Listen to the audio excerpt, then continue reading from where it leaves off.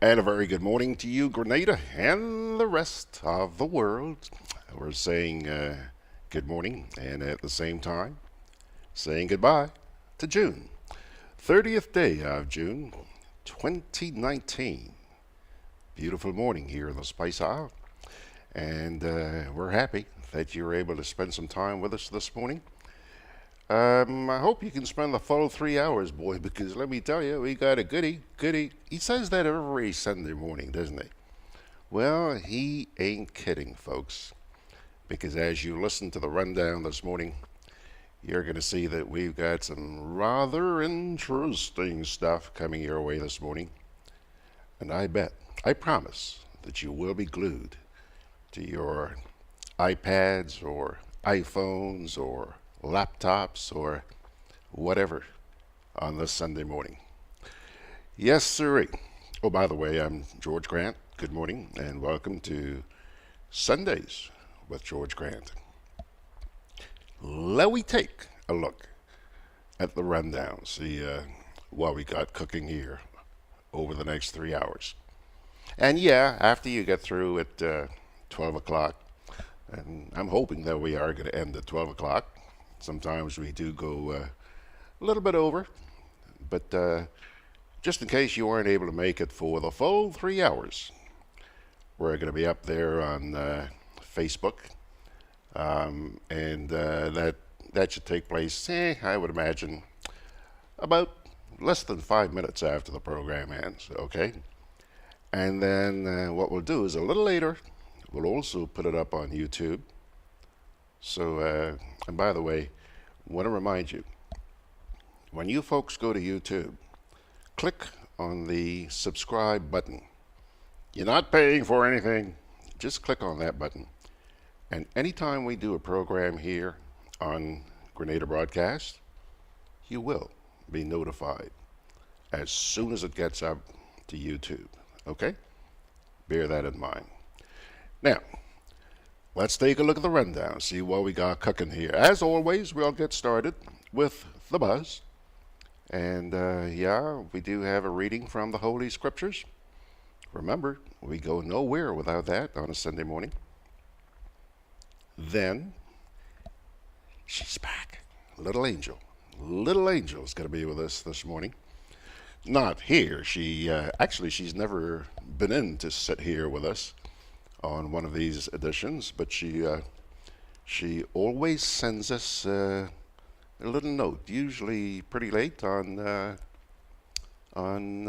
Saturday night, and we share that with you on a Sunday morning. So she sent something last night, and you'll be hearing that in just a few minutes. Then we get to our two editorials. The first one is captioned, "Spare a thought for the refugees." Yeah, curious about that? Just wait for a few minutes and you'll find out what that's all about. And then we get into the New Today, the editorial which was published on Friday afternoon, a couple of days ago, Friday morning actually, a couple of days ago. And the New Today is extending congratulations to Ralph. Yeah, they're on a first name basis. Ralph Gonzalez, the Prime Minister of St. Vincent. You know that they're now going to be getting onto the United Nations Security Council. Yeah. So you'll find out what that editorial is in just a short while. Interviews. Last Sunday morning, we had somebody scheduled to be with us, a gentleman by the name of Denis Charles. Dennis is Grenadian, lives in New York. Actually, he doesn't live in New York. He lives in Atlanta. Spoke to him yesterday. And he's a financial consultant. And he's very concerned that, the people from the Caribbean who have migrated to the United States aren't really doing, by and large, aren't really doing as well as they should financially. And he believes that there are reasons for that. So something he spends all his time doing is trying to show them the way. There are ways to accumulate wealth, if you will, at least do a little bit better than they're doing. And he was supposed to share that with us last week, but as you remember, we had one hiccup after another, and that did not materialize. Towards the end of the program, we managed to sneak him in for about 2-3 minutes or so and extended an invitation to him to join us this week. Well, Mr. Charles, I spoke with him yesterday afternoon, and we had a long conversation. A very fascinating gentleman, eh? Very, very fascinating. And we're going to hear his advice this morning. So, the piece we're going to do is captioned Eradication of Poverty Through Financial Literacy. And that's what he's going to try to do this morning, impart a little financial literacy on his audience. So, that's going to be our main interview. First and main interview. And by the way, he's not going to be sitting here. He's going to be joining us electronically by Zoom. All right? Then, our main feature this our main feature this morning is something I know that a lot of people are going to be keeping a very, very close eye, waiting with bated breath, if you will, to see the outcome of that case, which was heard in Washington this past week. Actually, last week. No, can't say last week because today is the start of a new week. So the week before the one just ended, right? GRENLEC and Government of Grenada, they both appeared at the International Court, ICSID. Yeah, that is a very, very troubling situation, which could place another major financial burden on you and me, the people of this country, if the government loses this. GRENLEC has taken the government to court because they claim that they have been wronged. Now, there's somebody here who has been keeping a very, very close eye on this situation. Boy, I don't know where the heck she digs up all her information, but she has been doing her homework. I am referring to an attorney at law by the name of Claudette Joseph. Who better than an attorney at law? These people know about a lot of intricacies that you and I don't know about. And one of the things I really enjoy about talking with Claudette about is how meticulous she is. And another thing is that she explains things in layman's terms. Yes, she's a lawyer, and you know lawyers are always very techy and sophisticated about the way that they explain things in legal terms. Well, Claudette does not really fall into that category. She speaks in a language which even bozo like me could understand. That's one of the things I really, really enjoy about her. So she's going to be here at about 10:30 or so this morning, and we're looking forward to that. All right. Now, let me turn to Facebook here. Catherine Edwards. Hello, Catherine. My goodness. Not only is it really good to see you on SWGG, but you're also the first on there this morning? Wow. Okay. Croydon is out there in England. And she says, good morning, Gigi, from a bright and sunny London. Yeah. So that's where she is. Anthea says, good morning. It's been a while, but I'm here today. Yay! Well, Anthea, listen, man, we have been so honored to see you popping up throughout the course of the past week. She's been visiting with us on several editions of Good Day Grenada. And we're always so delighted when you're in the audience. Thank you so much. Osmond Lewis is saying good morning. So is Kipling. And Kipling's doing his job. He says, don't forget to share. Don't forget to share. Right. So don't forget to share. Thank you, Kipling. Kippy. Manel Toussaint. Is it Manel or Manelli? I don't know. Manelli to St. Green says, good morning from Windsor, Ontario. Yeah, beautiful little town, just across the border from Detroit, if I'm not mistaken. Margaret hello, Mags, saying a happy Sunday. Well, a happy Sunday to you, kiddo. And Aileen Lewis Goodwin is saying, hello, George, and a happy Sunday. Indeed, girl, it's a happy Sunday. We're so happy that you folks are with us. And oh, here comes another one. Jeannie Pascal, or Jean Pascal, saying happy Sunday to everyone as well. Hey, you guys are there. Thank you so much. God bless you. All right. So, what are we going to do right now? I think we'll take our first little break here. It's 13 minutes after 9 o'clock already. Take a little break here, and then we'll come on back and get started with today's edition of The Buzz. This summer, make your dreams a reality with a Co-op Bank Summer Sizzle Loan. Get up to $20,000 and qualify for a chance to win a staycation at Silver Sands. Go on a vacation, enjoy the carnival season, have your dream wedding, or make home improvements. Make this summer sizzle with everything you want it to be. Visit your nearest retail banking unit for more details.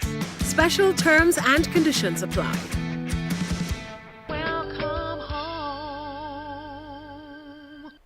Conveniently located in the Grandand Shopping Center, for over 40 years, Food Fair has provided quality service at affordable prices. Now, grocery shopping is made easier and more convenient from the Food Fair web store. Hey, babe. Listen, I need you to go down to Food Fair to get some groceries. All right, no problem. Right away. Thanks, babe. What are you doing? You're supposed to be going Food Fair to get a grocery, man. I am, but didn't you know you can order your groceries online from the Food Fair web store? Are you serious? Of course. All you have to do is just to log on to www.foodfair.gd with credit card in hand, and with an order of $100 or more, Food Fair Granadas will deliver up to 3 miles away. And you don't even have to worry about your information, you know. Their safety measures are excellent. So hold on. You just order online and Food Fair will deliver to you? Yep. Oh, baby, better hurry up and order, man. I already did. They should be here any minute now. Enjoy easy online shopping anytime from your home or office from the Food Fair web store. Food Fair, where you can fill your baskets without emptying your pockets. Juve chocolates, cocoa nibs, and cocoa balls from Diamond Estate Grenada are now available at Amazon.com, Amazon.ca, Amazon.co.uk, and GrenadaMarket.com. Try their sensational touch of nutmeg and a touch of ginger chocolates, 75% dark and rich, 100% pure cocoa, and their 60% dark and sweet chocolate bars today. Amazon Prime members enjoy free shipping on these orders in the USA, Canada, and Europe. GrenadaMarket.com. When you can't come to the island, the products of the island will come to you. Just a little quick update for you here. You know that we're into the hurricane season, and imagine that a lot of you are keeping your eyes on things. Well, I took a look out there across the Atlantic Basin short while ago, and looks pretty good. Looks pretty good. You don't seem to have to worry about anything major happening here in the near future. I'm saying that after what happened here this past week, man, when we had some really torrential downpours here. It did create some flooding in some areas, but thank God it wasn't too bad. We'll keep monitoring the Atlantic out there. And by the way, have any of you seen the shelters for the hurricane season, the list of shelters? No. The first month of the hurricane season has ended. And thankfully, my dear friends, we've not been hit. We've not had anything to worry about. However, remember, shelters aren't only important when hurricanes hit. There are other natural disasters that can come our way. Things like tsunamis, earthquakes, huh? And so we need to know where the hurricane shelters are. I'm going to keep repeating this until these folks get the message about what an important job they have and really start paying attention and doing their work. First of all, the list of shelters should have been out before the hurricane season started. Okay. Sometimes things happen, and there may be delays here and there. And in all fairness, in the first week of June, at a post-cabinet briefing, we were told by the minister who is responsible for disaster management that because of a delay in completing that list, it would be out the following week. Okay? Well, I guess that gave some comfort to a lot of people, me for one, expecting that the following week the list of shelters would be available. And obviously, as soon as I get it, I share it with you on these programs, or this one, or Good Day Grenada. Also make sure that I promptly publish it on the GrenadaBroadcast.com website. Pilgrims, today is June 30th, and we still do not have a list of shelters. I've been harping on this, and I will continue to harp, and I'll tell you why. At that post-cabinet briefing, the media was told, don't worry, we have shelters. We have shelters. But it's just that there are other shelters that are being repaired, and, we have to wait until they're repaired, and then we'll put everything together in a list and put it out. My friends, you have shelters. Why not? Tell the people what shelters are available in the event. Thank God nothing's happened, but in the event that something happened, tell them and say, hey, look, these are the shelters that are available right now, but there will be more. There's some we're doing some repair work on. I don't have a problem with that. Don't have a problem with that. But they have shelters. We just haven't been told where those shelters are or what those shelters are. Yeah? That concerns me. That concerns me. All right. Let me take a glance back here now. Arthur Langine saying, happy Sunday, Brother George, from sunny New York. And Ernesto says, good morning, Principal G and Pilgrims. Please share the program. It's a program with a difference. Please log in and rip your knob off. Ernesto. All right, let's get into this week's edition of The Buzz. And we begin with a reading from the Holy Scripture. This one comes to you from the book of 1 Corinthians, chapter 10, verses 8 to 13. We should not commit sexual immorality, as some of them did. And in one day, 23,000 of them died. We should not test Christ, as some of them did, and were killed by snakes. And do not grumble, as some of them did, and were killed by the destroying angel.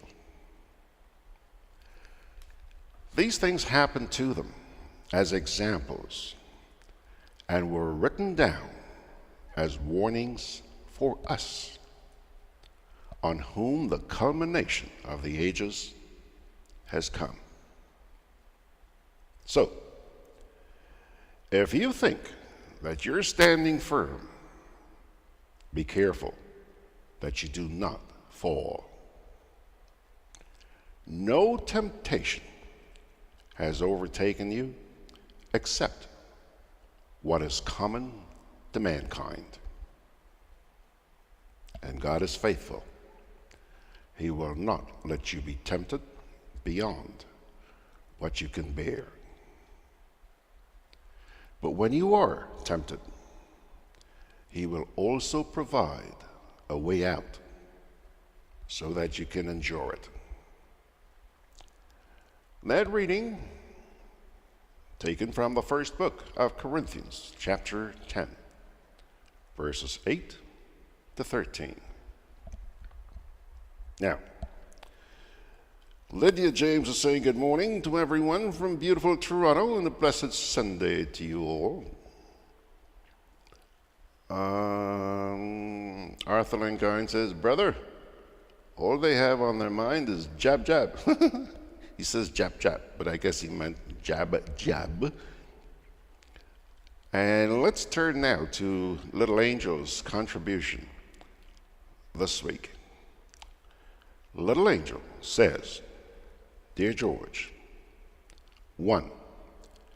Sustainable development begins with education. 2. When it comes to education reform, success is impossible without government cooperation. 3. Governments must understand the benefits of a well-educated populace and commit to making improvements to systems which are already in place. These are 3 very powerful statements taken from a short communication on the topic, quote, eradicating poverty through education, by the IDP Foundation in special consultation with ECOSOC, E-C-O-S-O-C. That's an agency of the United Nations. In 2016, GRENADA and 192 other members of the United Nations made a commitment towards a global agenda to end poverty by the year 2030. And it is necessary for Grenadians and the Grenadian government to be reminded of this absolutely important and critical initiative.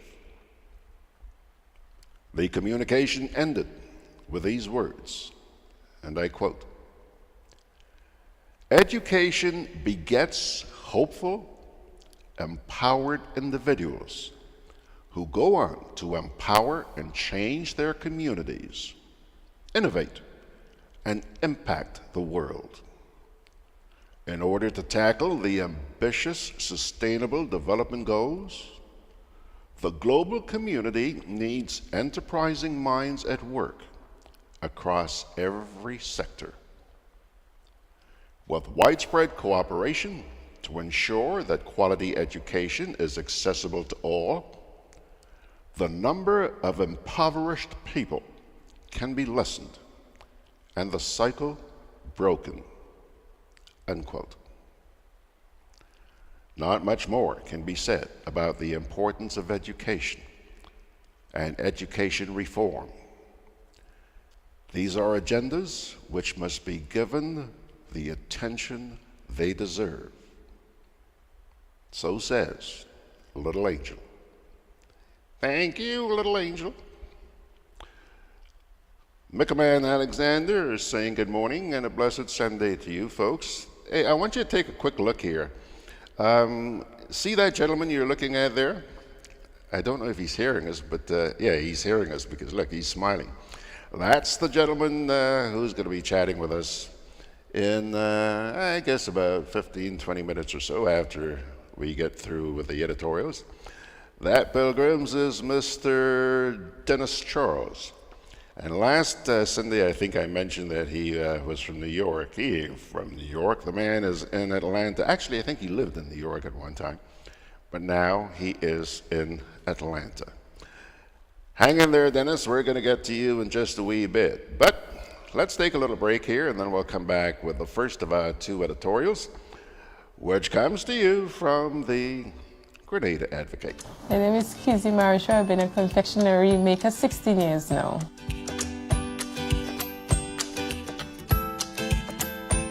Well, as a child growing up, my grandmom always make fudge and always make any candies, cakes, as I remember. And I always have an interest in that, you know? It's like when I'm in the kitchen, I'm very happy.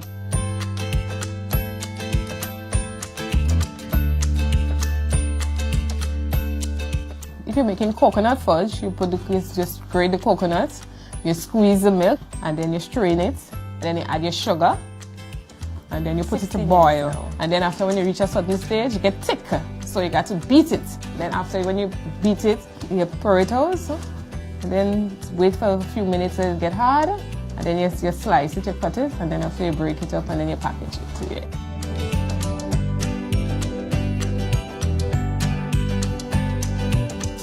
Providing food fair is 16 years now. I remember when I just go drop it in the fudge. I was a bit younger too, and I met Miss Harris. So I went and I said, you know, I have a product here, some fudge. I was wondering if you all would be interested to take some fudge or candies from me. I showed her. She said, you look very nice, you know. So she said, I'll try it. So she told me to bring back some another day. So that's when I started. But Miss Harris took it from me, and then they would start. So you know. I had a good relationship with them. Of course, I felt special, you know, at least somebody taking my thing local and, you know, other people can see it, because if it's I just have it, not much people come. A lot of people comes in, they're foreigners. So it was kind of special, you know. And especially when I go in there, all the workers, it's very nice to me. If I pass and they say, Kizzy, you bringing anything this week? The thing finished. You know, they always look out for me. That's what I like. The atmosphere is nice in there. My name is Kizzy Marisha. I work with Food Fair to provide you with sweet treats.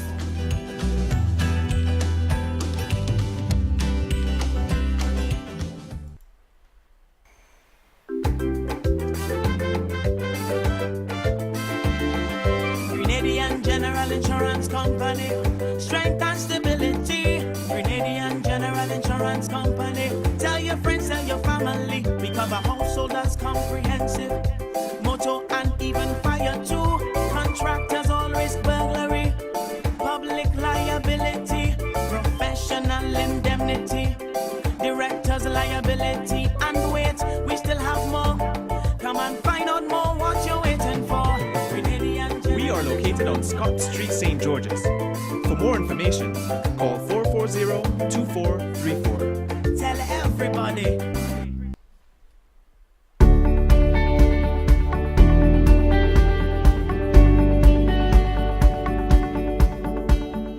A natural disaster can change your life in minutes. Preparation is the best protection for your family and business. Prepare now. create a disaster plan and make sure everyone knows what to do. Store water, non-perishable food, and medication. Remember basic emergency supplies such as batteries and flashlights. Trim overhanging trees. If trees near power lines are unsafe to trim, call GRENLEC at 237 for assistance or advice. Install surge protectors to safeguard your electrical devices against outages and intermittent surges. For more information, visit GRENLEC.com. GRENLEC, energizing our Grenada.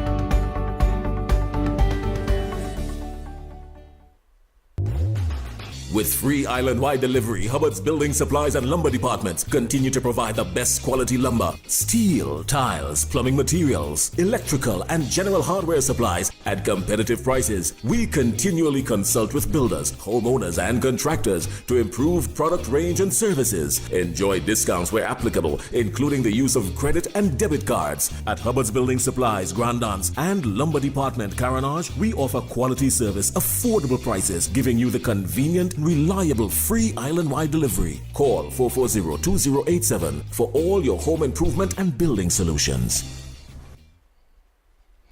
Alrighty, folks, it's now, let's see here, 9:32. Pilgrims, let's begin now. Editorials, so that we don't have to keep Mr. Charles waiting too long. The first editorial comes to you from the Grenada Advocate, and it is captioned, "Spare a Thought for the Refugees." The world seems smaller than ever. Perhaps it is the 24-hour news cycle that brings information directly to our TV screens, or perhaps it is social media, which allows persons to connect like never before. Whatever the case, we truly live in a global community, one in which news is shared in real time. This feeling makes it all the more striking to read the contents of the most recent United Nations report, which states that over 70 million people were displaced from their homes by the end of 2018. As the highest number of its kind, it counts those who fled their homes because of war, conflict, or economic collapse. Out of those millions, 67% come from Syria, Afghanistan, South Sudan, Myanmar, and Somalia. In Ethiopia, 1.5 million people were internally displaced, and estimates that every 2 seconds, in Ethiopia, 1.5 million were internally displaced in 2018 because of violence. It is so dire that UN estimates that every 2 seconds, someone has to flee his or her home. It is an unfortunate state of affairs that has trended upwards in recent years and affects the most vulnerable, young, elderly, and poor in disproportionate ways. As the report noted, the ideal method of solving the problem of displacement is to have those countries' internal governance and situations stabilized. Unfortunately, in most cases, such would not be achieved without further bloodshed, insurrection, and violence.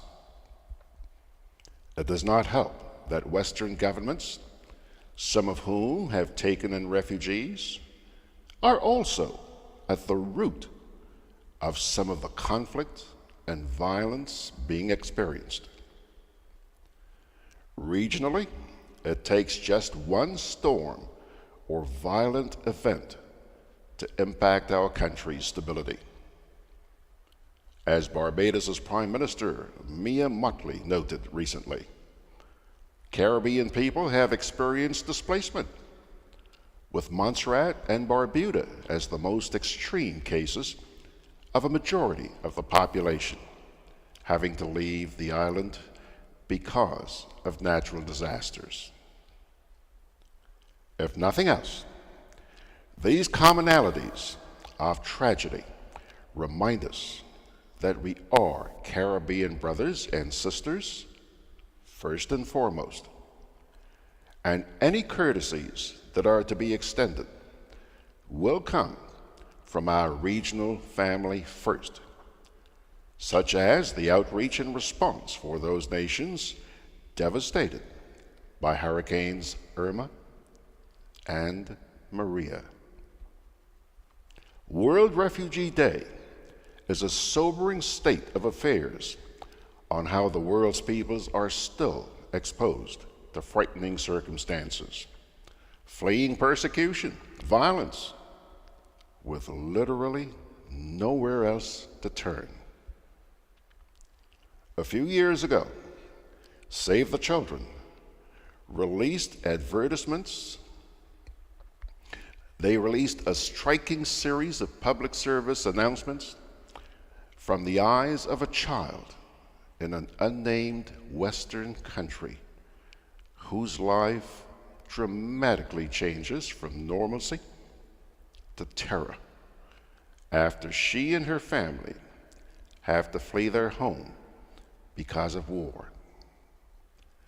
It is a reminder to all, too often, those who are nameless and faceless in the media were once like us, passing our daily lives in relative peace. That is the true challenge in meeting the needs of the displaced, to recognize that they are just like us, want the same things that we do, and deserve to have peace of mind and security in their lives. To recognize those in need is simply to extend the Christian principles and values touted by this nation, a notion that is captured well in the parable of the Good Samaritan. As other countries around the world open their borders to those seeking sanctuary, we too in the region should continue to provide the help we can, as we often do and have done in times of need. Pilgrims, pilgrims, pilgrims. And that is the editorial which appeared in Wednesday's edition of the Grenada Advocate. 21 minutes away from the hour. Let me take another little break here, and then we will turn to Mr. Denis Charles, who's all saddled up and ready to go. Juve chocolates, cocoa nibs, and cocoa balls from Diamond Estate Grenada are now available at Amazon.com, Amazon.ca, Amazon.co.uk, and GrenadaMarket.com. Try their sensational touch of nutmeg and a touch of ginger chocolates, 75% dark and rich, 100% pure cocoa, and their 60% dark and sweet chocolate bars today. Amazon Prime members enjoy free shipping on these orders in the USA, Canada, and Europe. GrenadaMarket.com. When you can't come to the island, the products of the island will come to you. It's good to be early.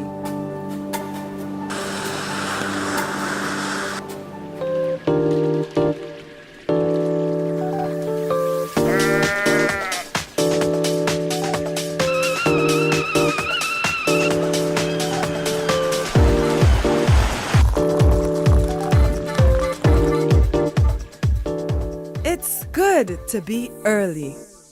Pay your GRENLEC bill on time. Alrighty, folks, take a look. There he is. There he is, with his goggles. And what are you doing with a jacket on a Sunday morning, Dennis? How are you, Dennis? Dennis, I'm not hearing you. Is your microphone turned on, sir?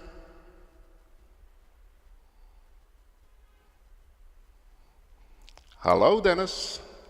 I don't hearing you. Man, you look handsome out there this morning, but I'm not hearing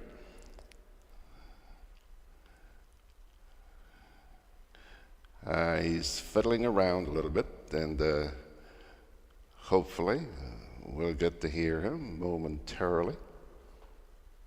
Huh?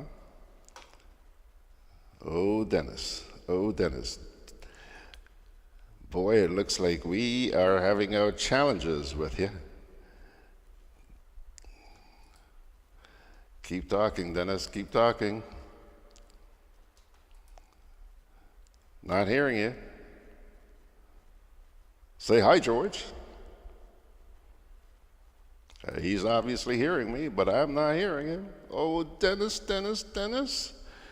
Don't do this to me. All right. Well, oh, Dennis. Okay, he says just 1 minute. We'll give him a minute and a half. The man you're looking at, folks, is a Grenadian living in the Atlanta area. I wonder how close he is to where our friend Anthea is. Anthea is in Decatur. Hello, Dennis. Yeah. Can you hear me? Okay, we're hearing you now, but you're going to have to turn your speakers down because there's a bit of an echo. All right. Oh, turn your speaker down. Turn your speaker down. No, I'm not hearing him at all.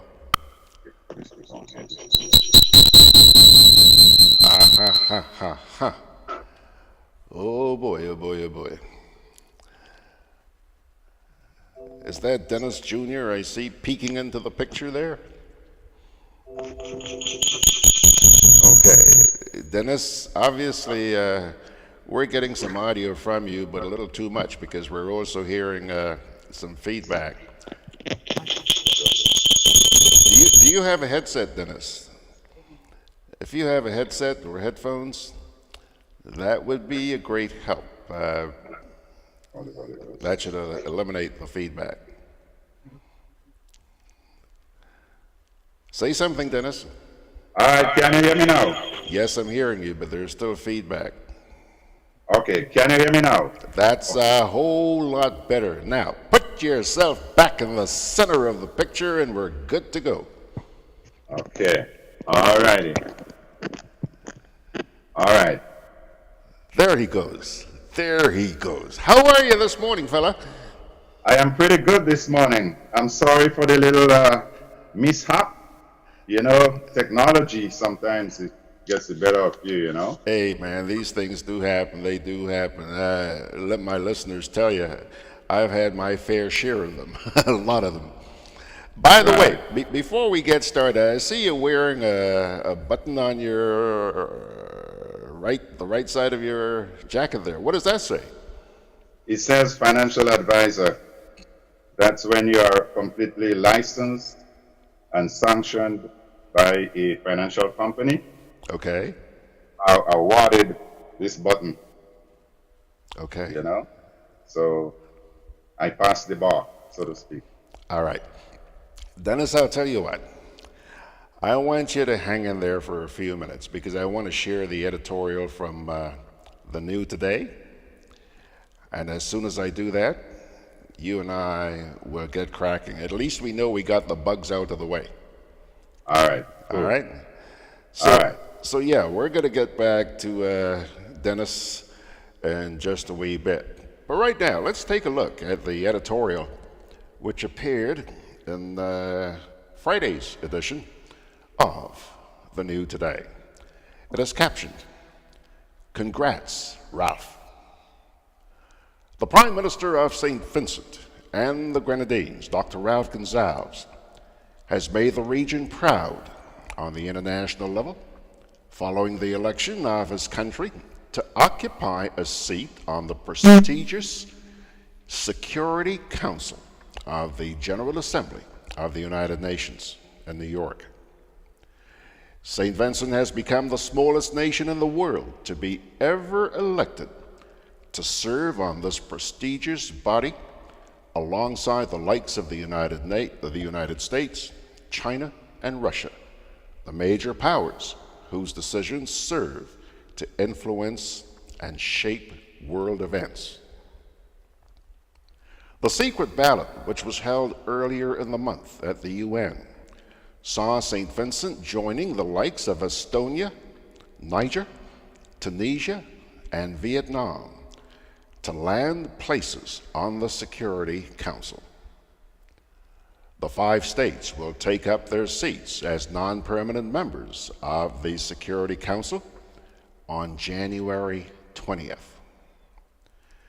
Every year, 5 countries are elected to the 15-member council, 10 of whom are non-permanent, for a 2-year term, according to a geographical rotation set by the United Nations Assembly in 1963.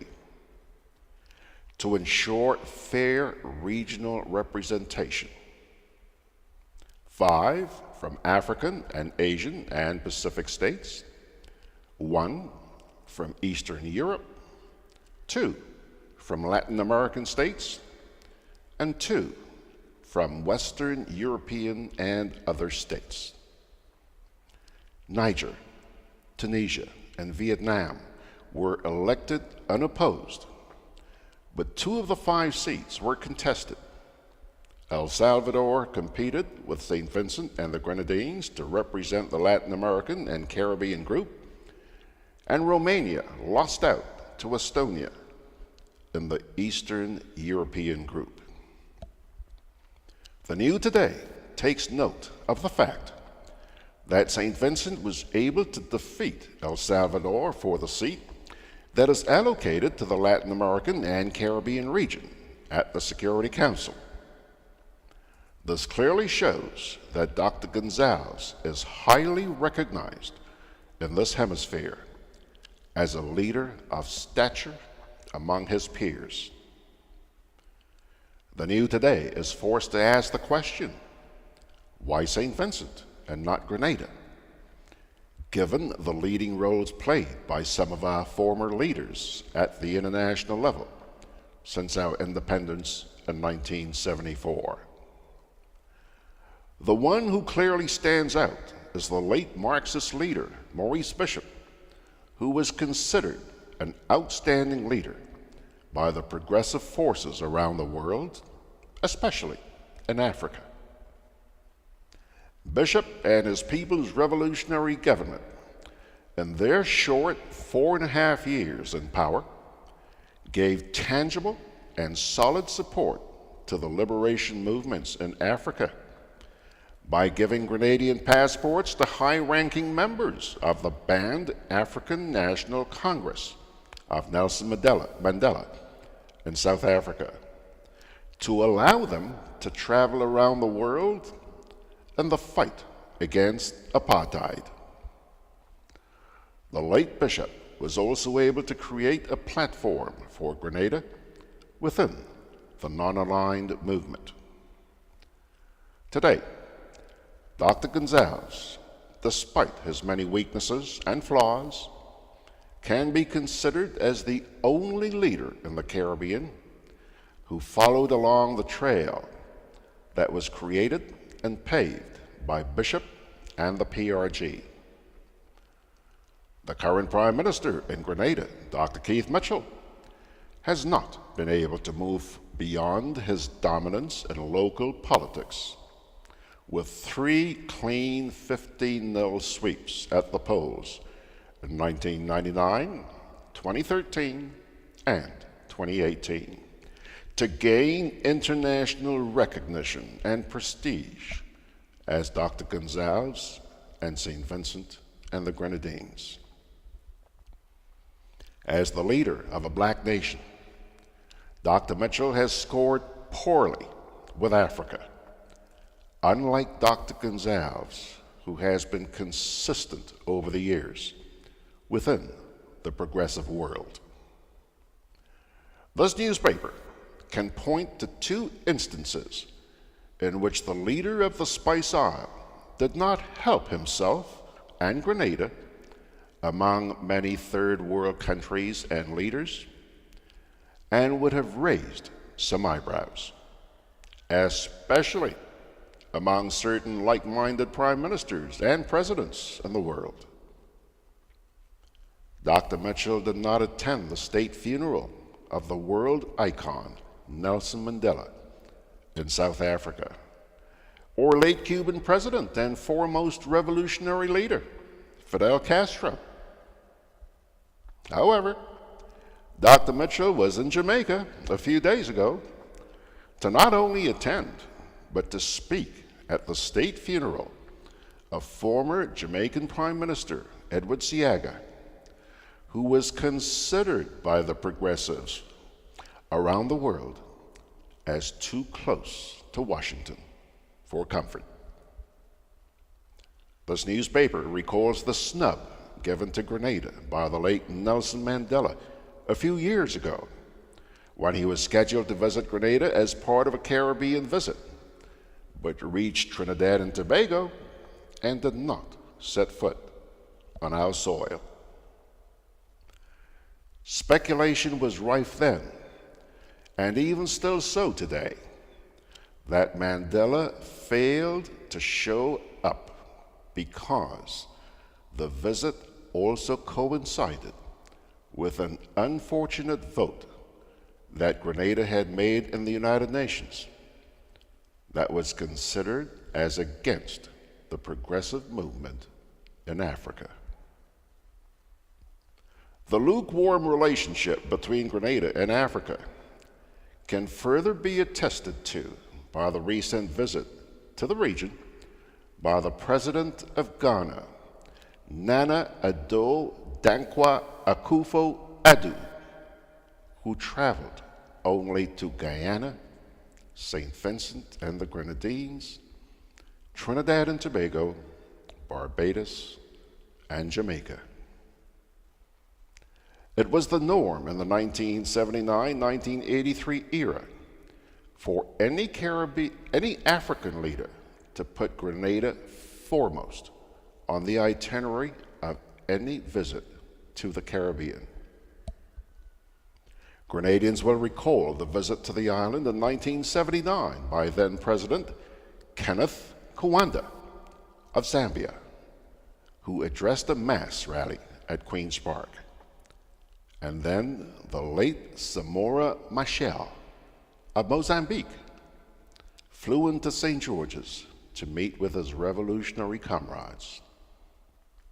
Today, it is a different dispensation in Grenada, as Dr. Mitchell has not been able to move beyond a dominant political figure in local politics to a leader of stature among his peers and the world. It should be noted that Dr. Gonzalez and others are pursuing policies and programs much different from Grenada, especially no selling of passports to questionable characters to devalue and depreciate the homeland, and mass giveaway of lands to foreigners at the expense of locals.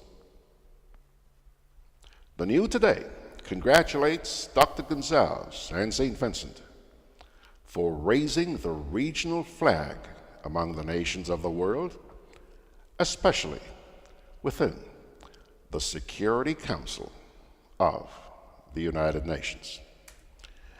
That, Pilgrims, is your editorial, which appeared in Friday's edition of The New Today.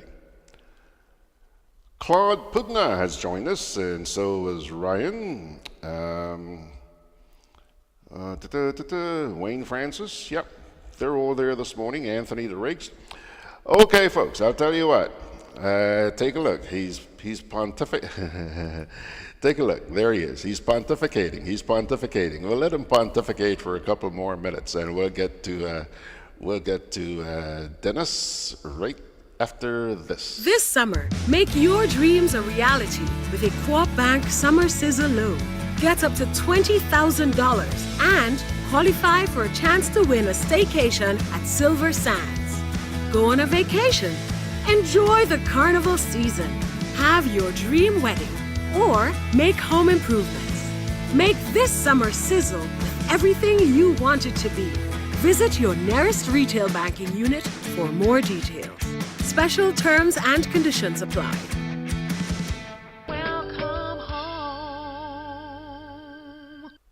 Conveniently located in the Grandin Shopping Center, for over 40 years, Food Fair has provided quality service at affordable prices. Now, grocery shopping is made easier and more convenient from the Food Fair web store. Hey, babe. Listen, I need you to go down to Food Fair to get some groceries. All right, no problem. Right away. Thanks, babe. What are you doing? You're supposed to be going Food Fair to get a grocery, man. I am, but didn't you know you can order your groceries online from the Food Fair web store? Are you serious? Of course. All you have to do is just to log on to www.foodfair.gd with credit card in hand, and with an order of $100 or more, Food Fair Grenadans will deliver up to 3 miles away. And you don't even have to worry about your information, you know. Their safety measures are excellent. So hold on. You just order online and Food Fair will deliver to you? Yep. Oh, baby, better hurry up and order, man. I already did. They should be here any minute now. Enjoy easy online shopping anytime from your home or office from the Food Fair web store. Food Fair, where you can fill your baskets without emptying your pockets. It's good to be early.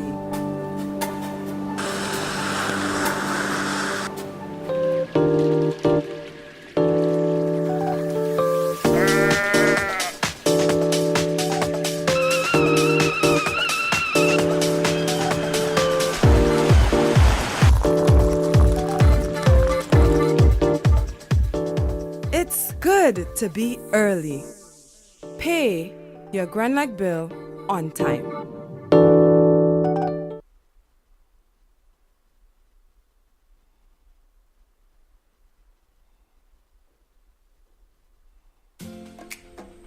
Juve chocolates, cocoa nibs, and cocoa balls from Diamond Estate Grenada are now available at Amazon.com, Amazon.ca, Amazon.co.uk, and GrenadaMarket.com. Try the sensational touch of nutmeg and a touch of ginger chocolates, 75% dark and rich, 100% pure cocoa, and their 60% dark and sweet chocolate bars today. Amazon Prime members enjoy free shipping on these orders in the USA, Canada, and Europe. GrenadaMarket.com. When you can't come to the island, the products of the island will come to you. Alrighty, folks, there's some people out there this morning who are incognito. Just let me say hi to them anyway. Grand's Auto Body is there. Jackie Williamson. Hey, Jackie. Tessa, good morning. Tessa Barry. Louise Nyack Francois. Lynn Fletcher. Cheryl Jarvis. Kevin Mark Burkhart. Gem FM, the Sheriff. Terrence Williamson. Whoa. Judy Benoit. Ricardo Keynes Douglas. Cynthia Gordon. Ryan Jaban. Eric Stone Mitchell. Bevan Charles, Bob Marishow, Chester Simon. Hey, good morning to all of you guys. Folks, take a look. He's settled into his chair. He's got his board ready, and he's all set to go. Good morning to you again, Dennis. How are things, man? Good morning to you, Mr. George. I'm doing fine. Do me a favor, Mr. Dennis. Leave out the mister. All right. I'll take it out. Dennis, listen, man, I want to start, we have just a little over half an hour, and I want to start by saying thank you for the concern that you have raised about how well people in the diaspora, Caribbean people in the diaspora are doing or are not doing. You as a financial consultant should be very acutely aware of what's happening in that community. And I want you to share with me your observations. A lot of people leave down here in the Caribbean to move to greener pastures. And then very often find out, oh boy, that ain't so. Talk to me about that. Yes. Good morning to you again. and to all listeners of Grenada Broadcast. My name is Denis Charles. I'm happy to be with you this morning to talk a little bit about wealth creation.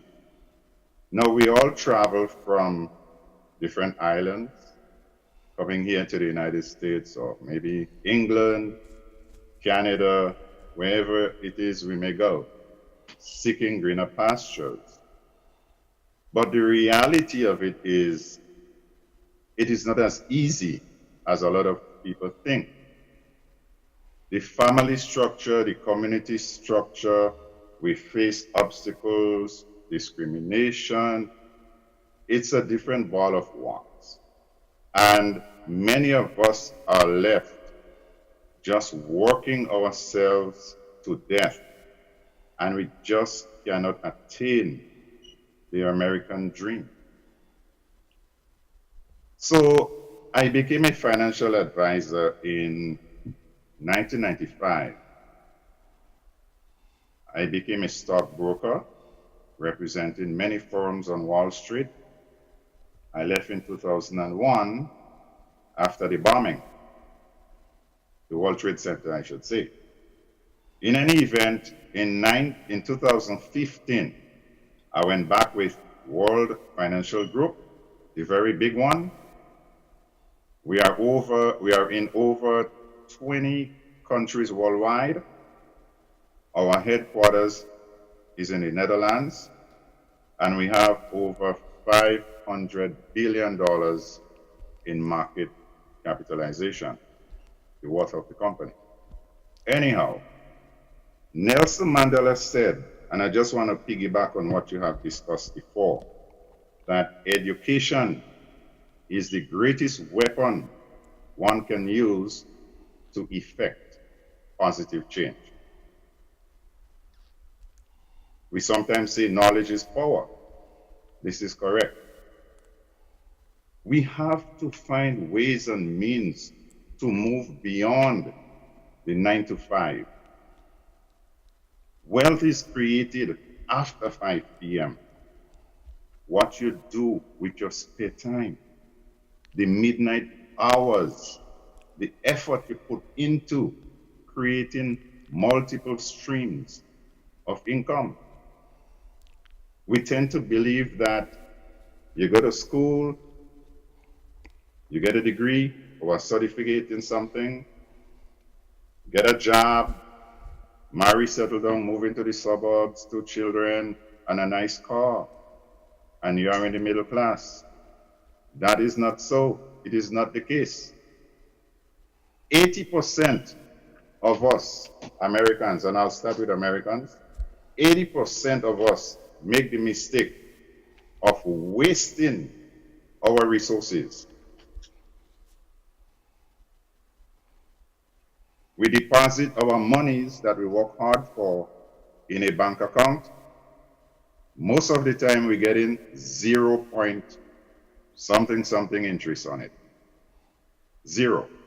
So you want to work 10, 15, 20, 40 years and then retire happily after at age 60, 65, and you put 100,000 or whatever it is in the bank for 10, 20, 30, 40 years at 0.125 or 0, whatever it is. Jesus Christ would come twice and go back, and you're still going to die broke. It doesn't work that way. But we don't know. And a lot of us don't know that we don't know. Some of us in the middle class, let's say 15%, we might invest in a little CD, maybe some stocks, mutual fund, or maybe some corporate bond. We get a little something. But the minute you touch that money, you pay tax on it. It is called tax later. The wealthy people, those who invest their money to create wealth and not just park their money to create, well, dust, they put their money in Roth IRAs. They create a diversified portfolio. Now you ask any regular West Indian, Grenadian, Trinidadian person to describe their portfolio for you. They don't know what you're talking about. Not a clue. We are programmed to take our hard-earned money, either stuff it below the mattress, or maybe stuff it in a bank account, collecting dust, nothing at all, wasting time. The wealthy few, which is the 5%ers,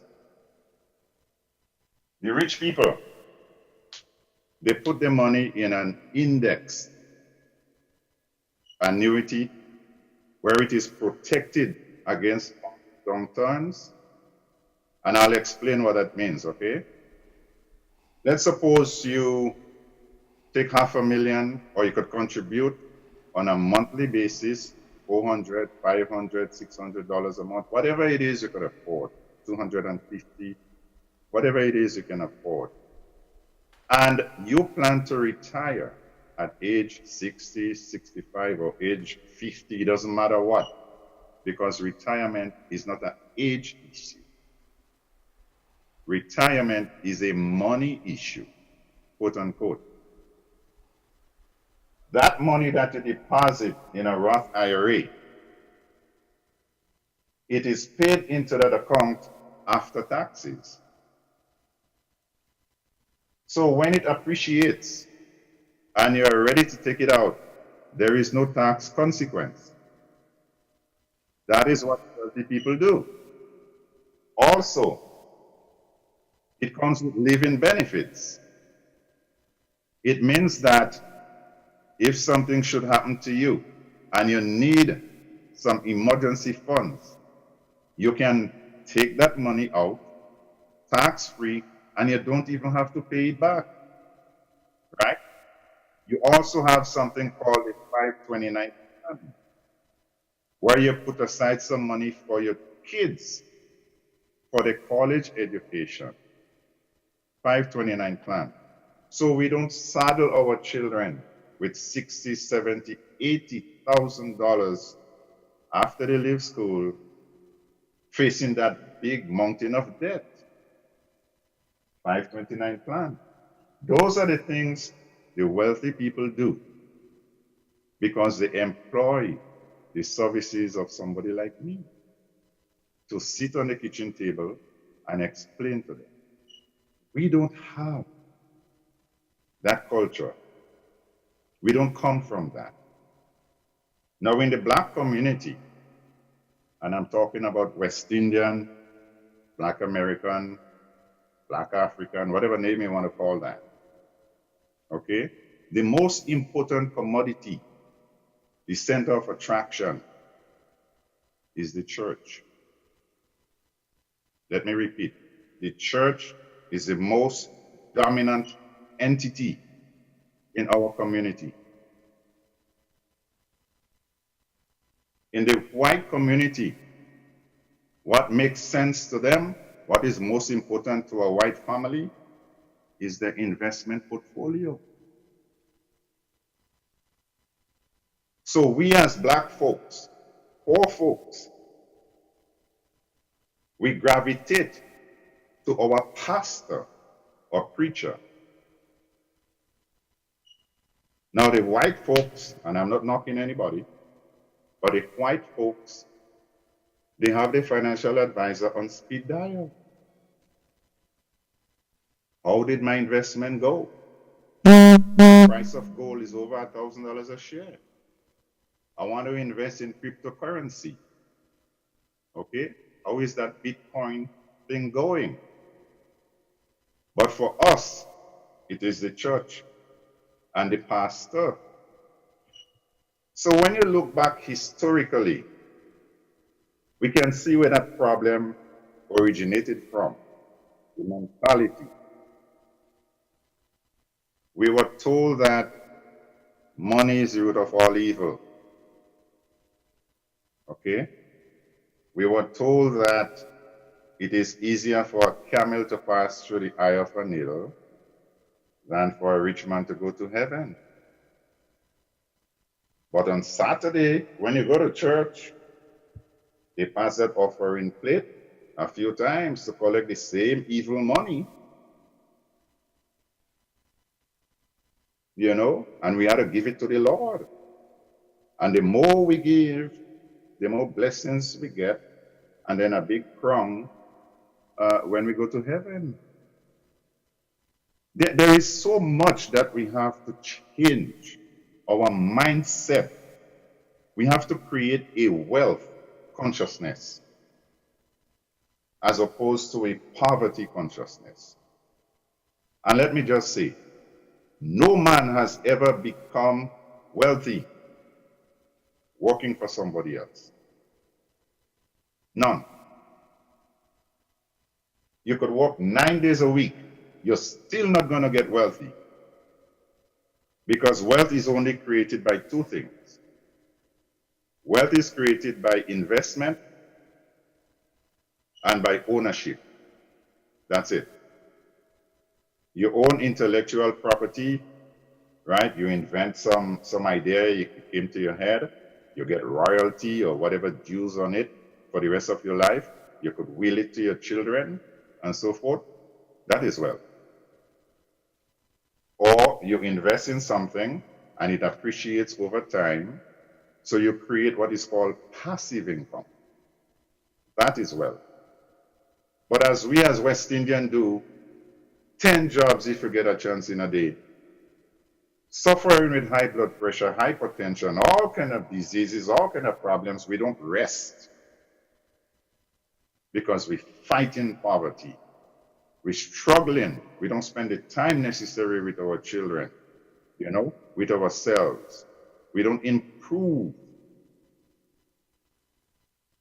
Hustling like that, dollar van, whatever. I did it. I drove taxi in Brooklyn. I had a full-time job and I still was going to school. But after that, what happens to you? High blood pressure, stroke, you know, you name it.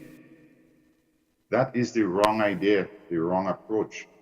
So what is really killing us is the job mentality.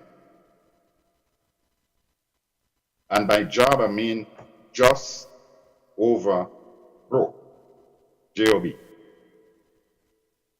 So folks leaving the islands, coming here to America or Canada, England, wherever it is, looking for a J-O-B, try to get an opportunity instead.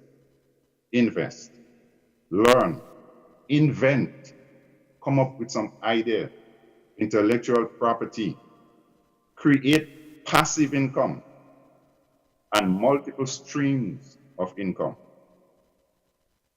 Many of us think that getting a pension, or maybe depending on where you work, you have a little 401k plan, the employer contribute 50% or whatever it is, and we set. That is a joke. The cost of living doubles every 20 years. And let's say you as the breadwinner, you were to suffer some catastrophic, you know, event as a breadwinner, leaving your family behind. It takes 10 years for that family to recover. 10 years. Just imagine what would happen to your children. And if you have your parents that depend on you too, just imagine what would happen to them. We don't use the greatest financial leveler out there to transfer wealth. It is called insurance protection. To us, insurance is a bad word. To the other people, I don't want to say white folks, to the other people, they could be 90 years old. They have $1 million, $2 million, $1.5 million, 900,000. So as soon as something happens to them, down to their grandchildren, set for life. We don't. You ask me any typical person out there, West Indian, that use the services of a financial advisor that, come to your home, your dining table. This is my dining table, right? And sit and go through a financial plan with you. When do you want to retire? What lifestyle you want to maintain when you retire? Do you want to go to Florida in a tight little caboose with a little old clunker car? You can't even take a vacation to the Bahamas. You're dead broke. You're waiting on God to take you. Is that retirement? You work all your life to provide for the rainy day. And now the rainy day is taking you in Florida in a little tiny place. You're counting pennies. You can't even eat a good meal in a restaurant. You're counting pennies and you're waiting for God to take you. When you were young, did you provide something for the rainy day? Did you set aside 1 hour of your salary, of your day pay? If you make $20 or let me say $25, $30 an hour, did you put aside 1 hour of your salary for the rainy day, for the long term? If you put aside $5 a day, that's $150 a month. Do you know what that would turn into with compound interest 25 years from now? We don't. There is a dilemma that we face in the Black community. It is called fun versus family. If you say fun and you get 2 drums and you beat jab jab, the whole of Brooklyn comes. If you say financial education, let's say you go to Grenada and you invite everybody in the stadium and you ask them to come and learn how wealth is created, how to provide for future generations, how to lift your family and end the poverty cycle, the stadium will be empty. But if you get Buju Banton or Baby Killer to come and run with it, all outside Queen's Park and River Road, you can't get place to walk. So we don't have an investment concept. We don't have a wealth consciousness. We have stuck in time in a poverty consciousness, and then we blame the white man or discrimination or whatever excuse you want to come up with. We blame somebody else, but we're not going to blame us. You understand? I sit on a regular basis and shake hands. Well, I don't want to tell you how much my boss making because he's probably on the watching me right now. But I know people making $5 million a year on a regular basis. Just look at me. Look at my video. When I go to my office, just watch me. Watch my photos. I'm the only Grenadian in there. I am begging others to come in and learn, build generational wealth, and transfer that wealth to your children and your children's children, down the line.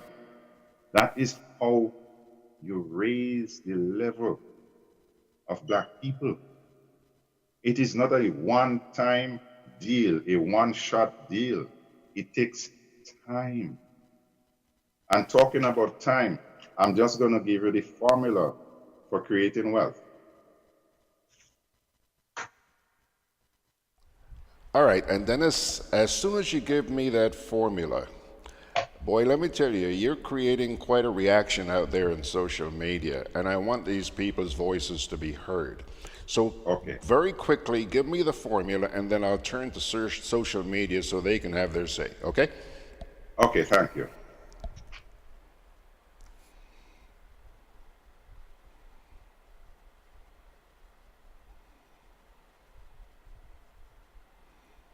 Money plus time plus or minus interest. Minus inflation minus taxes equals wealth. Let me repeat. Money, whatever money you work for or you come into, you get handed down to you, whatever, plus time, it takes time in the market to grow, plus or minus interest in case we have a recession or whatever, or we have a boom. Let's say your interest is 6%, 7, 8% on your investment. That is good. But you have to factor inflation here, because inflation is always a negative. It takes away. It diminishes the purchasing power of your money. So it's a minus. So let's say you have from your investor or whoever it is managing your money, you're getting 6% interest. And inflation bouncing around 4%, you know, thereabout. You're really making 2% because your purchasing power is reduced by the inflation rate. And then Uncle Sam comes in with taxes which you have to pay. So if you have a financial advisor, or let's say a money manager, and he invests your money, and he is not making more than inflation and taxes, and plus he's going to charge you 1 to 2% on your investment portfolio, right? So if you're not making, let's say, 6% thereabout, you might as well leave your money under your mattress. You're wasting time. But some of us like how it sounds. I have an advisor already. A guy came to my business and he told me he's set. I turned around, I said, okay, that's nice. I'm happy. How set are you? I said, you tell me how much percentage gain did your portfolio grow, you know, last year? How much did you make? So he thought about it a little bit. I said, you know how much inflation is right now? I think it was 3.5. It just bumped up a little bit. I said, okay, subtract inflation from that. All of a sudden, he not set no more. But I thought you just tell me you're set, right? And then your money manager is taking 1 or 2% for his services. You add that on top of it. You still set? He got mad with me. His wife came in. I mean, he got real angry, but I'm not trying to like belittle him or insult him or anything like that. But I'm well versed in what I know. And sometimes they throw that negative at you as if it would kind of like, you know, shake you up a little bit. But most of us, we don't know. As I said, in the black community, the most important entity, you go down on Church Avenue or Utica, walk down on Flatbush, or even East New York. In Brooklyn, I used to live in East New York. Like every other corner is a church building. You're not seeing a factory making Caribbean clothes or African attire and all of that, wedding gowns, whatever it is, we could make for ourselves. We don't have to buy everything from China, okay? We could make our own thing here. You're not seeing anything where we produce, maybe get golden apple and sour sop, blend it up and make something local from the islands. We could even import breadfruit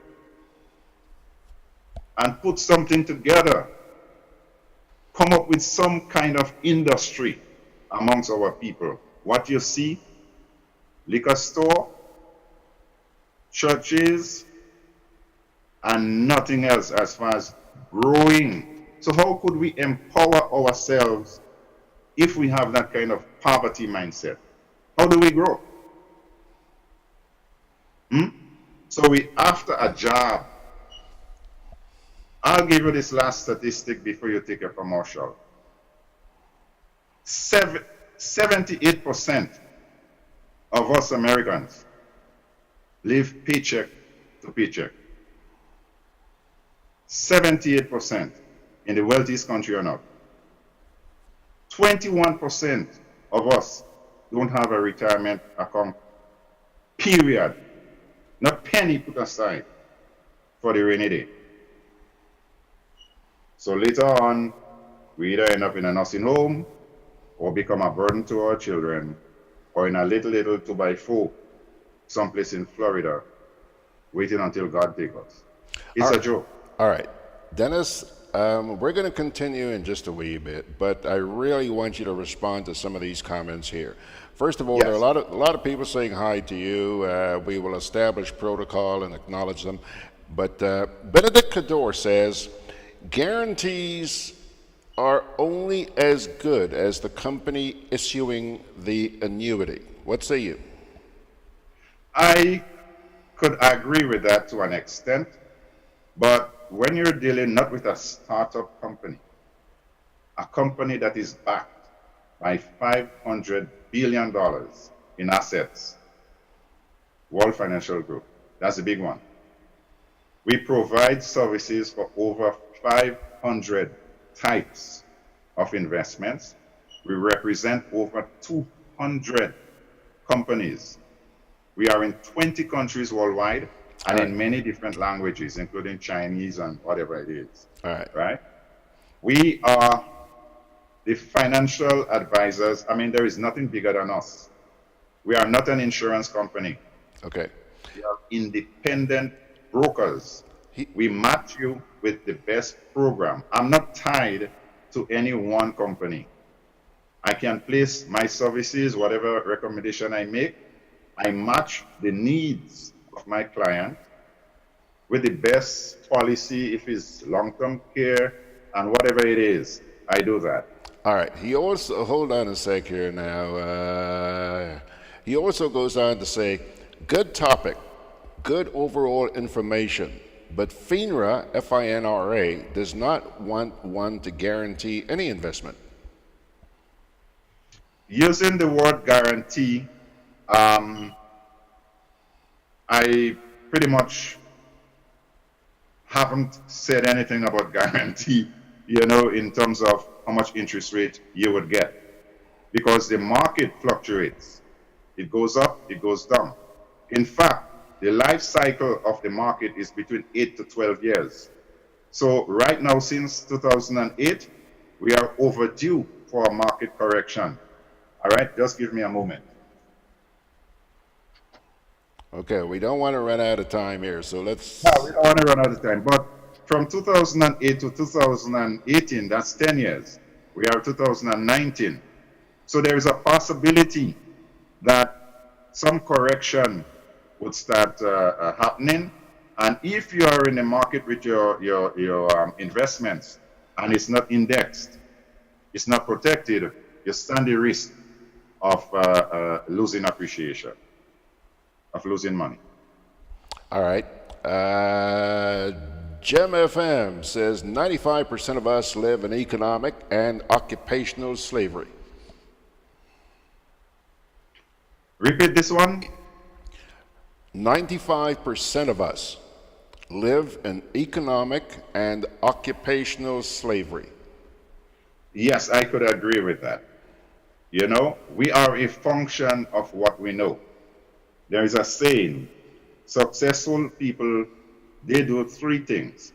One, they always associate with people who know more than what they know. All right? Two, they keep an open mind at all times. And three, they always seek to know a little bit more. And if you are that type of person, you would learn. Age doesn't matter. But if you think you know it all right, it wouldn't work. All right.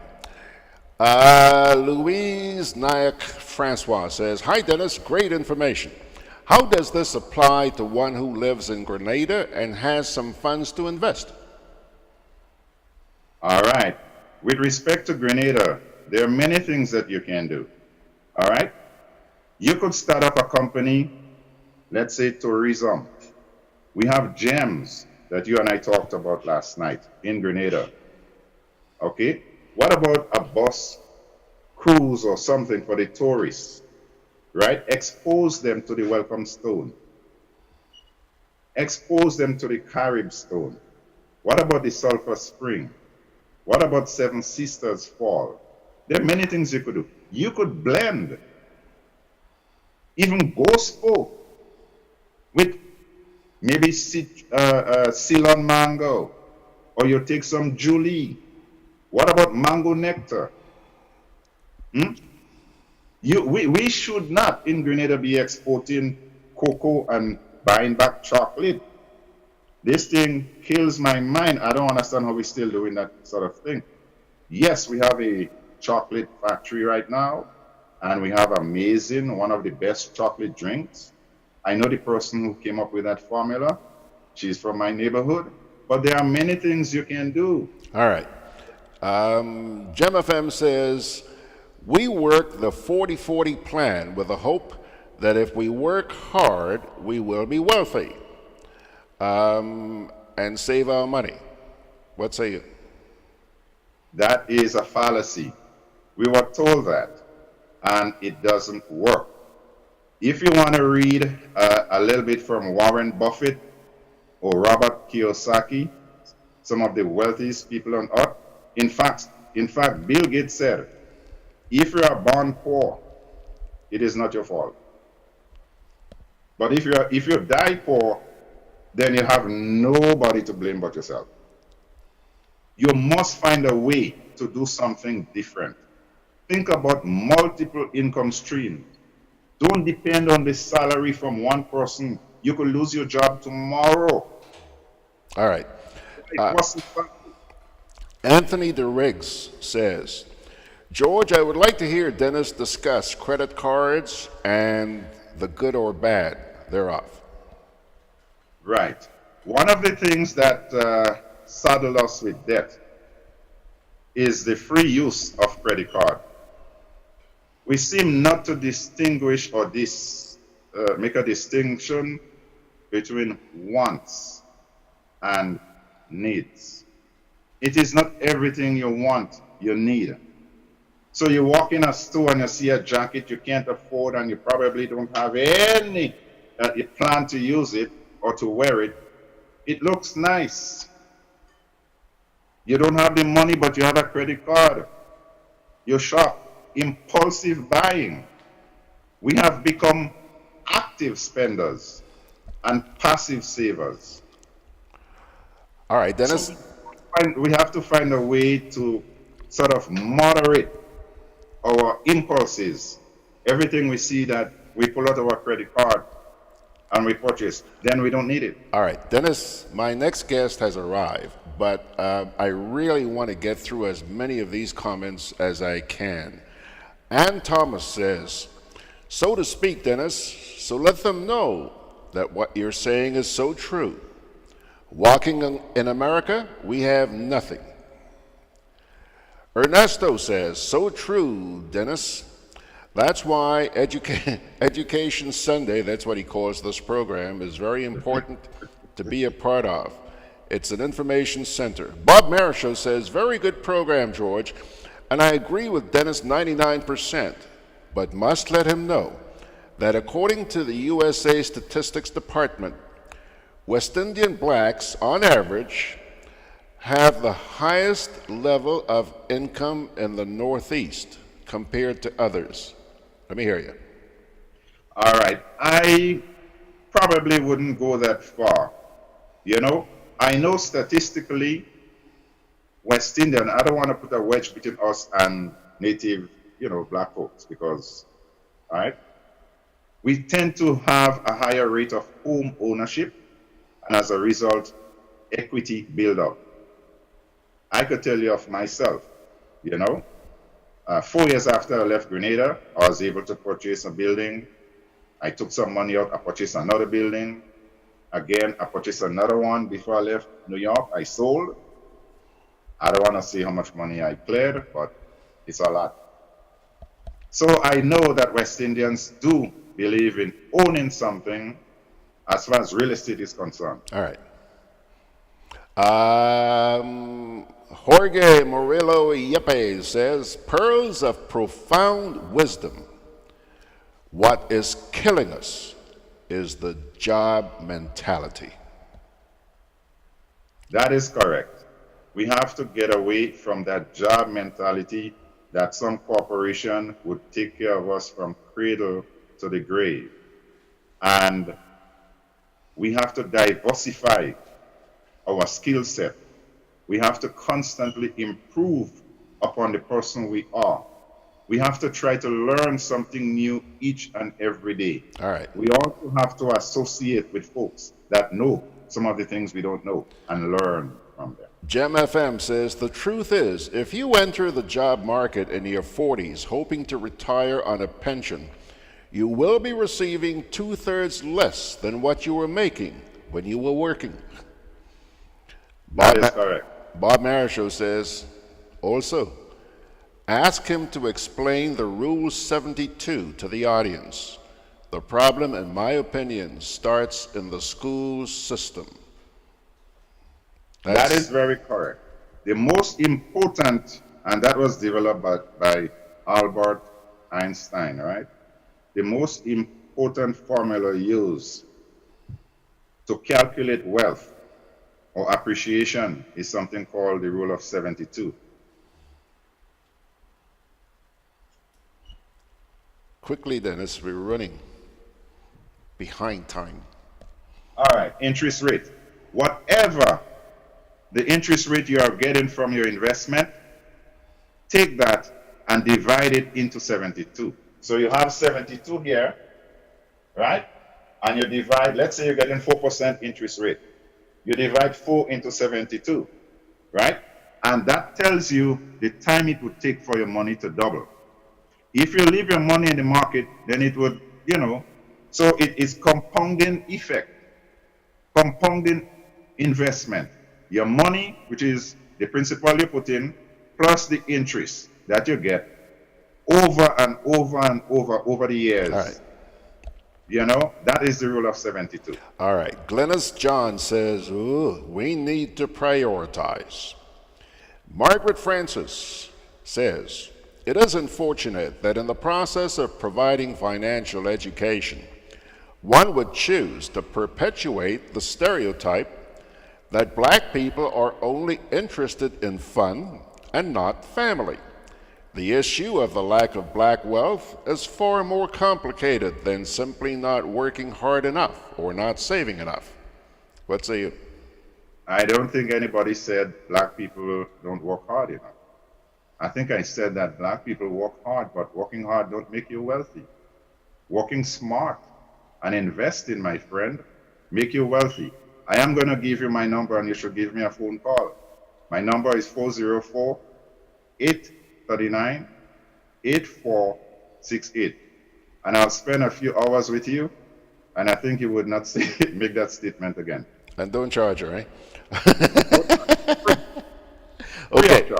Gene Pascal says, George, please rebroadcast this educational talk. Many of us need to hear it again. Well, I'll tell you what, Jeannie. 1, this is going to be up on the Facebook site shortly after we wrap it up. 2, it's going to be up on YouTube. 3, it's going to be up on the GRENADAbroadcast.com website. It's going to be all over the place. And I'll tell you what, even before I wrap it up with Dennis, I'm going to say this. Dennis, we've just scratched the surface. There's a lot more that has to be said. So I'm going to take this opportunity to invite you. I'm going to take this opportunity to invite you back here next Sunday, and perhaps we can continue this dialogue. How about that? We would talk anytime you want me. I believe I'll be in New York. I am going to hold a couple of sessions in New York, in Brooklyn, New York. I'll invite the audience to join me. So probably the following Sunday. Okay, the following Sunday, right. And then the next Sunday in New York. So the following Sunday, same time. Okay. Gem FM says, the truth is most of us have been miseducated about how money works. Financial literacy is the key to wealth creation. Amen. Margaret Redhead Fletcher says, excellent. The best program ever. Oh, Margaret, you are so sweet, darling. Benedict Cador says, remember the stock market in 2008? Yes, I remember. Okay. Gem FM says, that is what Grenada government needs to do to begin to rebuild the Grenada economy. Eat what we grow and grow what we eat. There was a time when Grenada was processing canned fruits from the fruits of the land.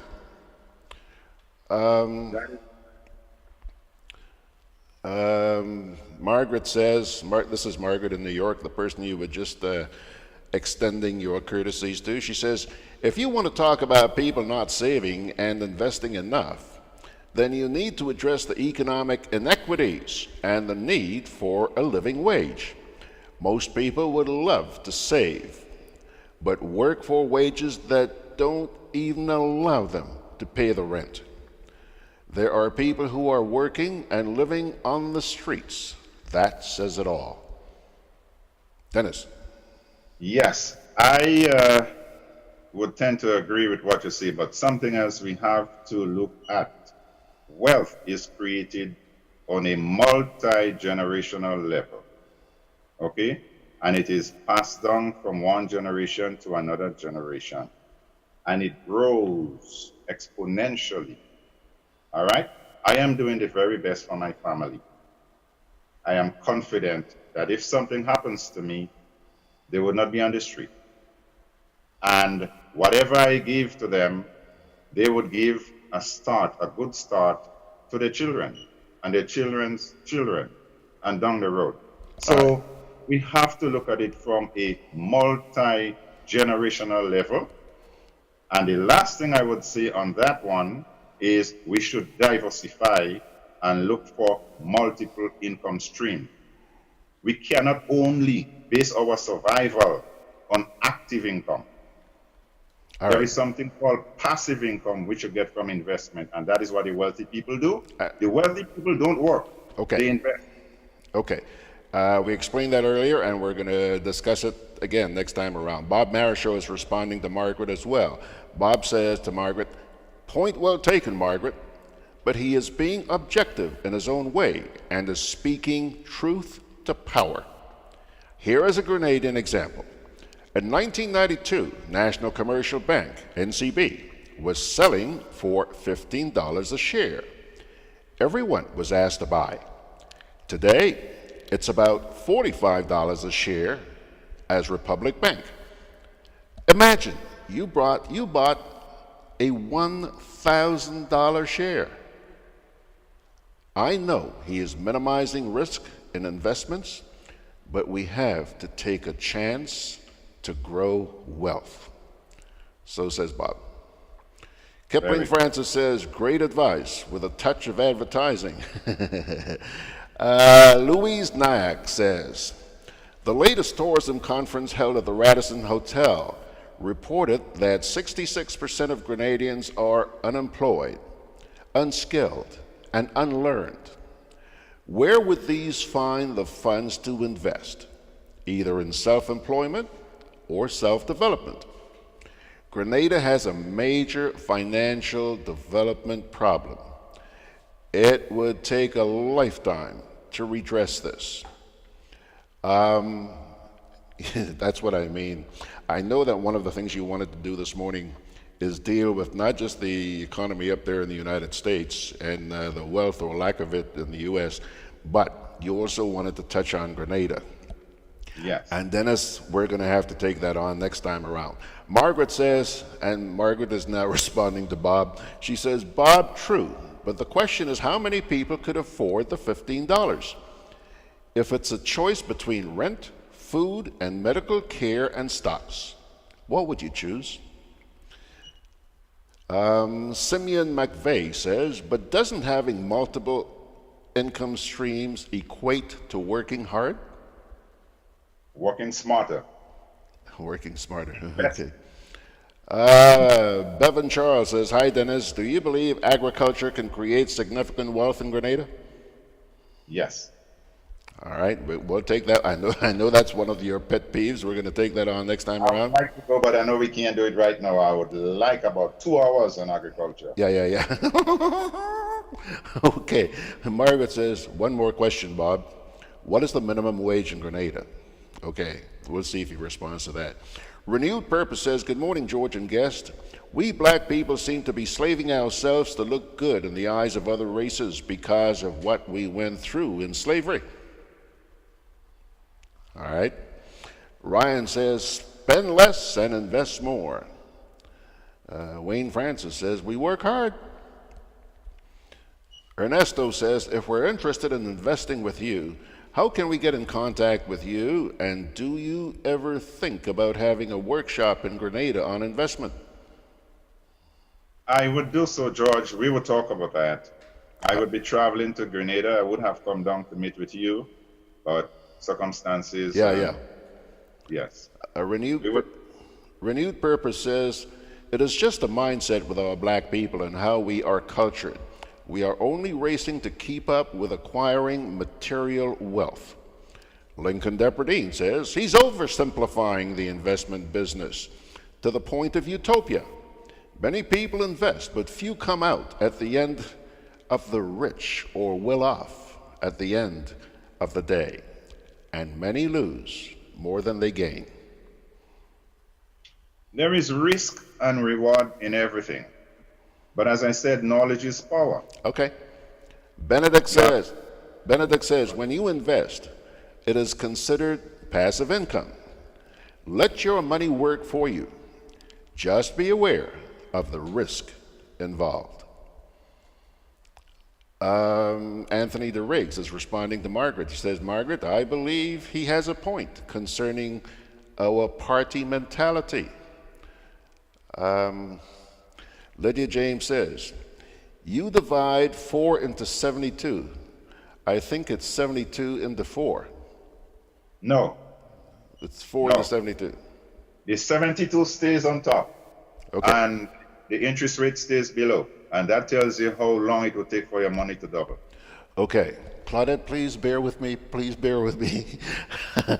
Margaret says, I beg to disagree. A lie often repeated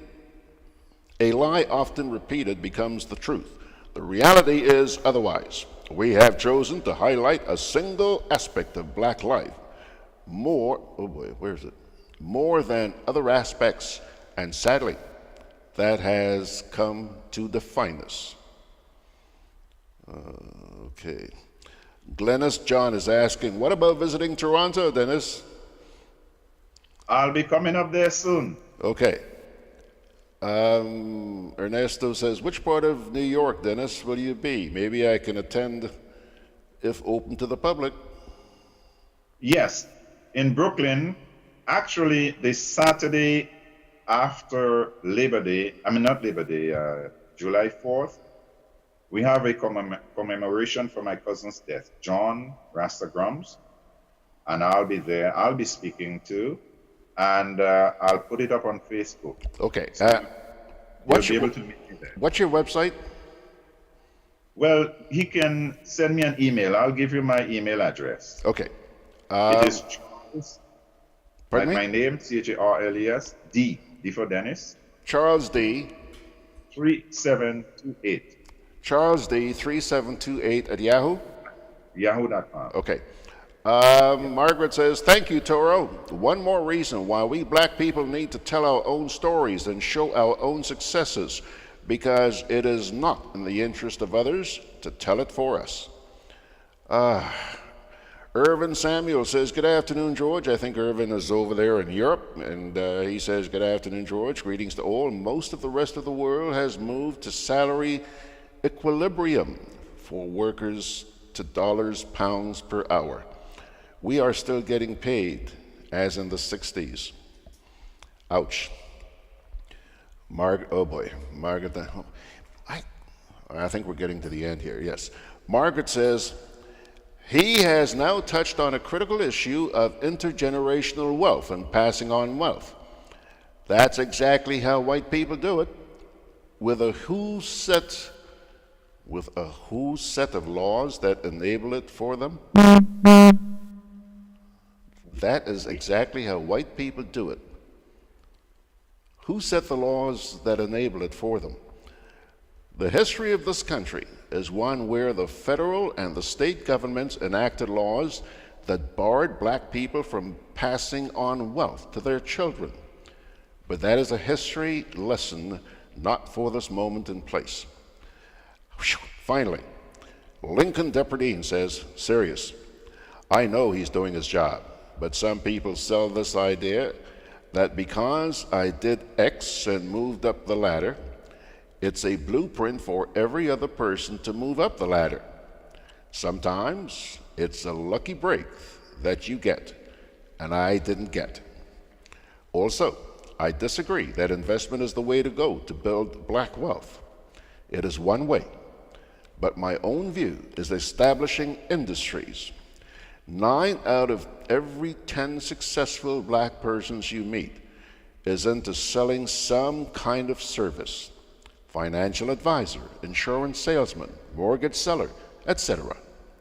We need industries to amass wealth, employ more black people, and pass on to the industry to our children and grandchildren. Dennis, I got a bail. We'll see you in 2 weeks, my friend. How about that? Thank you very much. And I need about 4 hours, not 2 hours. Well, we'll probably split it up into two. Not a lot to talk about. We'll split it up into two 2-hour segments, but the program only runs 3 hours, Dennis. All the best, my people. Thank you very much. Okay, there he goes, pilgrims. Woo. Wow. Yeah. Irvin Samuel says, Dennis, great job, bro. Please pass on the knowledge. All right, folks, let's take a break.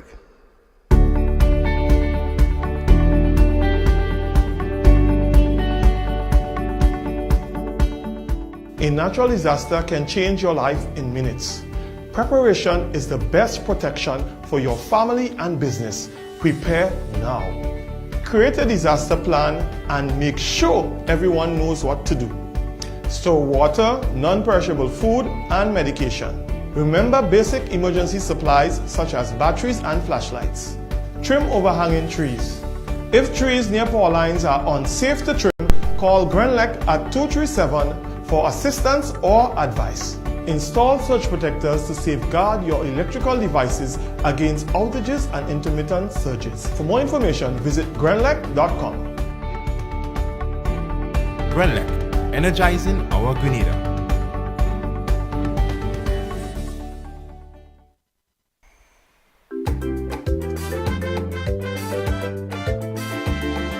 Grenadian General Insurance Company, strength and stability. Grenadian General Insurance Company, tell your friends, tell your family. We cover householders comprehensive, motor and even fire too. Contractors all risk burglary, public liability, professional indemnity, directors liability, and wait, we still have more. Come and find out more what you're waiting for. We are located on Scott Street, St. George's. For more information, call 440-2434. Tell everybody. With free island-wide delivery, Hubbard's Building Supplies and Lumber Departments continue to provide the best quality lumber, steel, tiles, plumbing materials, electrical, and general hardware supplies at competitive prices. We continually consult with builders, homeowners, and contractors to improve product range and services. Enjoy discounts where applicable, including the use of credit and debit cards. At Hubbard's Building Supplies, Grandance, and Lumber Department, Caranage, we offer quality service, affordable prices, giving you the convenient, reliable, free island-wide delivery. Call 440-2087 for all your home improvement and building solutions.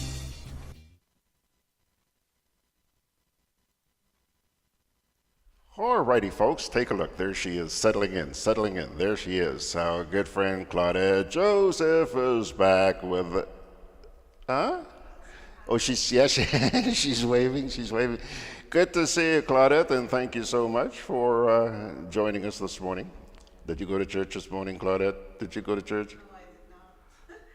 I woke up a bit too late. You woke up a little bit too late? Yes. But just in time to be with us. Just in time to be with you. God bless you, my dear. Thank you for having me again, and good morning to all of your viewers and listeners, wherever they are. Boy, let me tell you, they're cranked up this morning. Yes, special good morning to Bob. I heard you reading some of the comments. I couldn't hear the discussion, but it sounded like a really interesting discussion. With Denis? Yes. Yeah. I'm going to go back and look at it later. Please do. Please do. So good morning to Bob and Miss Fletcher. I heard you calling some of the names, and Wendell, and so I hope you are still tuning. Yes. Oh, listen, come on, they know you're coming. Do you think they're going to leave? Look, Lydia James in Toronto right now saying, hi, Claudette. Hi, Lydia. Good seeing you. How are you? Good to see you. Good to hear you, too. Haven't seen you in a while. Claudette, oh boy. This morning I was trying to explain to my audience, you know, why I usually get so hyped up when you're coming in here. There are a lot of people, a lot of lawyers especially, who try to explain things, but they don't do so in a language which airheads like myself can really comprehend. But when you speak, and I think that's the reason why you have the sort of following you do, we understand what you're saying. Yeah.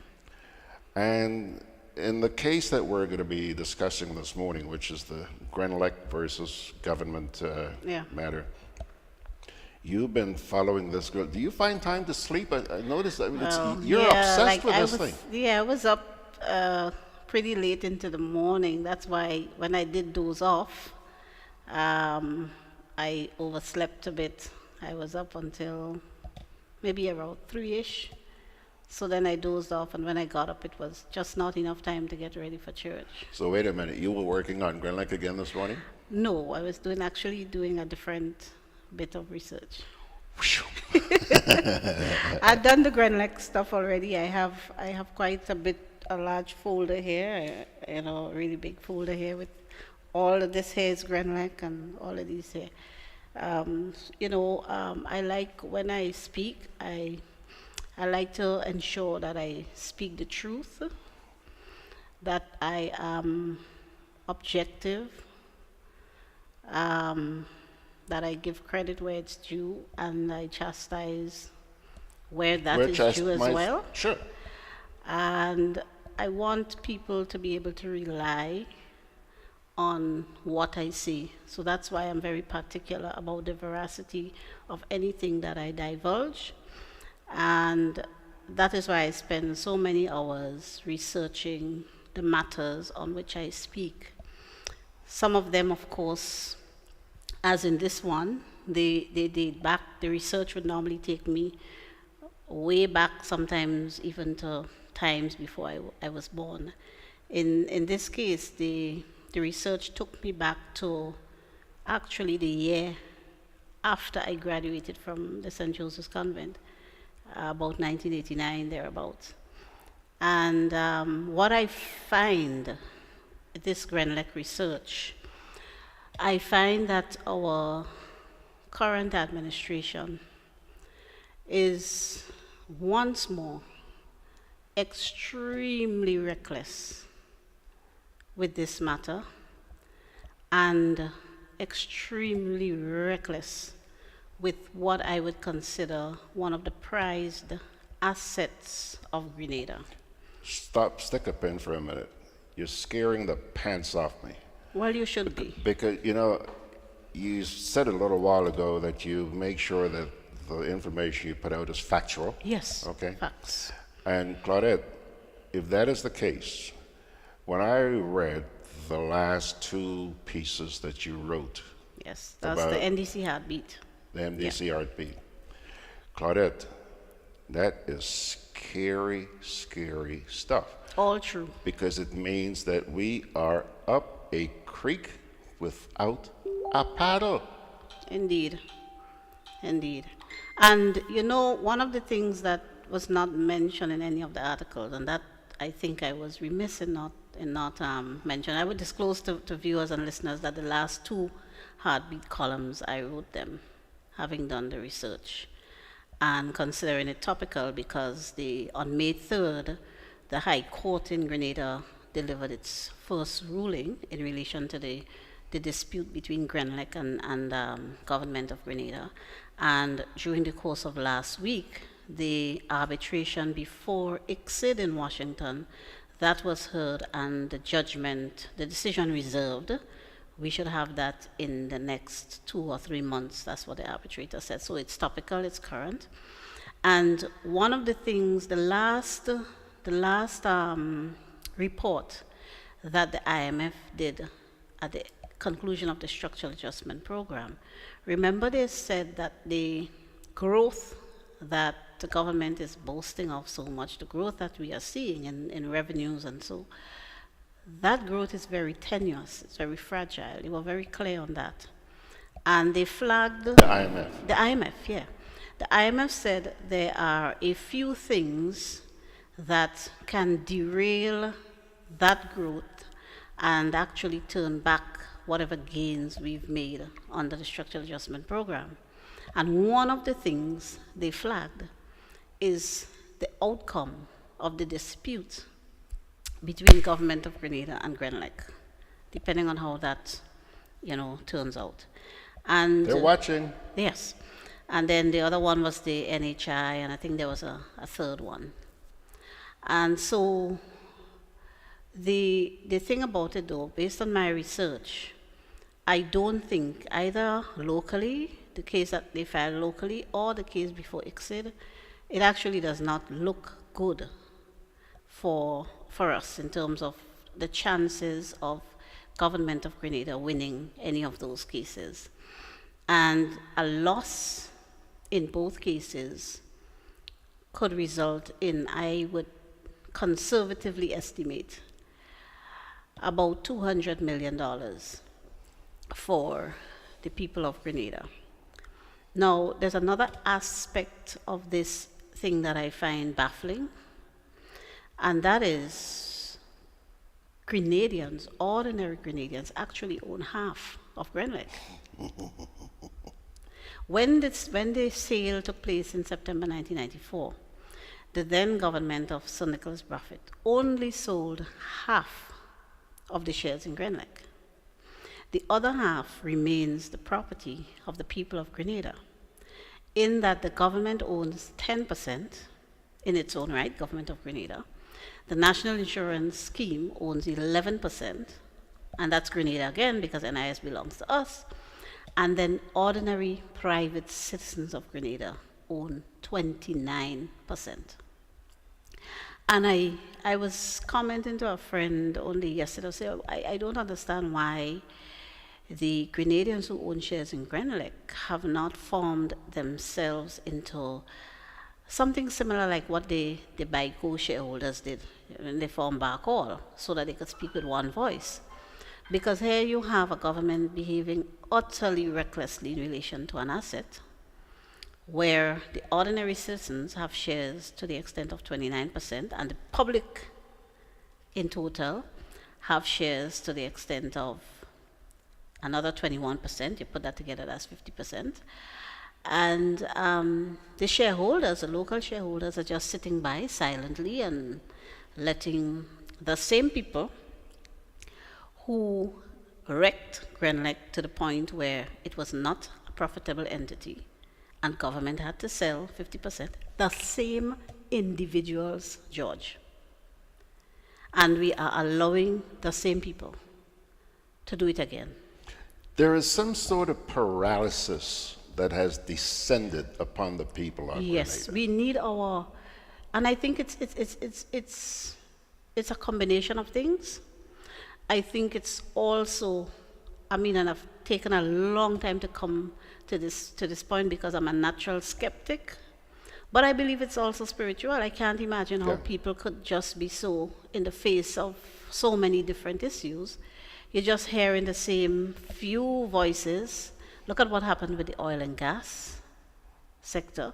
You know, there are so many things, and the CBI, we don't know what's happening there. I mean, it's just crazy. There's an investigation going on into the operations of M&IB for the last, from 2013 come forward. In fact, Prime Minister was very clear when he spoke publicly. He said, we're not investigating any time before 2012 because we don't have any problem there. Well, you remember who was in office up to that time, right? So he's admitting it is under his watch the issues occurred in M&IB. He said so publicly. Yeah. And that has been swept. It's quiet. There's no reporting. We don't know. There's an investigation. Prime Minister said there was going to be an investigation under the in relation to the shrimp farm. You know, we in the NDC spoke some of it, but nobody is saying anything. The religious community is not speaking. The civil society is not speaking. The Chamber of Commerce, all of these matters affect business and industry and so in the country. They are not speaking. I don't know. A lady in River Road the other day, she said to me, Miss Joseph, like we hex or something. Yeah, yeah. You know, so it's just a few voices. Yeah. And the religious community, they try to hide behind the cloth when it's convenient. But there's nothing wrong with the religious community speaking out of matters of political interest. And so just this morning I was reading an article on CNN's website where the Pope disclosed that he or his office was somehow involved with ensuring that the President of the United States and the President of North Korea have these talks that they had earlier today. So there's nothing wrong with that. You mentioned the word hex.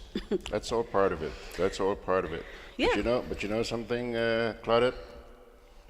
The longest rope has an end. Yes, but we don't want it to come to a tragic end. We don't want, you know. But Claudette, if that's the way it has to be, we will pay the consequences. Because I don't understand. I'm baffled, George. I don't understand, you know. Sometimes I wonder, like people like me, am I wasting my time? No, you're not. Neither am I.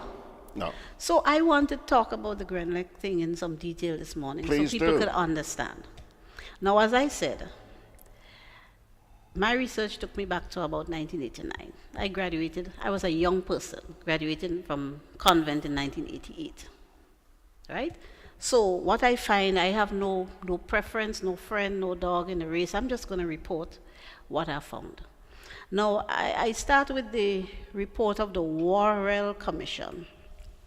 Now, in February 1990, Prime Minister, under Prime Minister Herbert Blaise, the Governor General, I imagine on the advice of the Prime Minister, appointed Mr. Irvin, what was his first name again? Lindsay Irvin Worrell, as sole commissioner to inquire into the affairs of certain state-owned enterprises and companies. All of these, there were allegations of corruption and wrongdoing in these entities. And these entities included the Gravel and Concrete Emulsion Production Corporation, the Grenada Rock and Asphalt Concrete Products Limited, the Grenada Electricity Services Limited, that's GRENLEC, Central Water Commission, now NAWASA, Central Garage Corporation, I think that's what now we call the police garage, and the roads divisions of the Ministry of Works, right? All of these public entities and companies were under the Ministry of Works. The Minister of Works at the time, the period under consideration, was our current Prime Minister, Dr. Keith Claudius Mitchell. In relation to GRENLEC, the manager at the time was our current Minister of Works, Mr. Gregory Bowen. So I want people to bear that in mind. Now, this inquiry was commissioned by Dr. Mitchell's own Prime Minister. This was not started by NDC. Right? It was not started, it was commissioned by Mr. Blaise, who was Dr. Mitchell's own Prime Minister. I think they fell out in late 1989. Right. Now, in relation to GRENLEC, There was a report published by Mr. Worrell, the commissioner, in March 1991, and I have a copy here. Somebody suggested to me I should hold up my documents when I come on these programs. Turn it the other way around. Turn it the other way, right. Yeah. So this is the Worrell report that we hear a lot about, but it's very hard to come by. I don't want to lose the pages I've flagged, right? Let's take a look. It's very hard to come by. There you go. Right, but I've managed to get a copy from deceased Mr. Ivor O'Brien. Remember Mr. O'Brien, former manager of Cable and Wireless? Well, the telephone company, right? Mr. O'Brien, as a young person, I was interested in these matters, and I was commenting. His daughter and I are very close friends, and I was telling him one day that I want to read this Worrell report thing because it was topical at the time. I was in school, and I went to the printery, and they had sold out. There was none, and they didn't appear that they were going to be printing anymore. So he said, "Oh, I have one," and I took a copy from him. That was many years ago. So I have the Worrell report here. Chapter 3 of the Worrell report deals with what the commissioner found in relation to GRENLEC. Now, this is GRENLEC under Gregory Bowen's management. He said, among other things, I'm going to read a little excerpt. He said, the minutes of the board of directors show that Gregory Bowen and Denis Campbell took management decisions without the prior approval of the board of directors and without adhering to the above procedures, which is procedures for procuring equipment. He went through a whole lot of things, right? They did not follow standard procedure. As a result, the company has suffered considerable financial loss. So this was a company that was in serious financial difficulties. Then he goes on to say, I'm reading another excerpt at page 55, he says, for some time now, the company, that's GRENLEC, has been forced to maintain a bank overdraft so as to enable it to carry out its operations. At present, the bank overdraft stands at $2.3 million. In the administrative report, June to September 1990, the figure was approximately $2 million. One of the contributing factors of this failure of the company is the failure of the company, to collect on debts due from government and state operations. So the GRENLEC, under Mr. Bowen's management, was not a profitable company. It was going through serious financial difficulties to the extent that the company needed to operate an overdraft to pay operating expenses, and that would mean salaries and other expenses that it required to run itself. Then I'm going to read page 98 of the same report. The commissioner said the following: it is recommended that the government give careful consideration to the appointment of directors, whether they be statutory boards or of companies in which government has an interest, having regard to the authority which is vested in these persons and the responsibilities attaching to such offices. So he's saying in future government must find suitable persons to hold these positions. He goes on, it is interesting to note the frequency with which the names of the following persons, Gregory Bowen, Denis Campbell, Keith Braveboy, Winston Gabriel, appear either as directors or employees of the statutory bodies and companies under investigation. Because Bowen was on all of them. He was on board, he was managing GRENLEC, and he was on the board of a few of them well.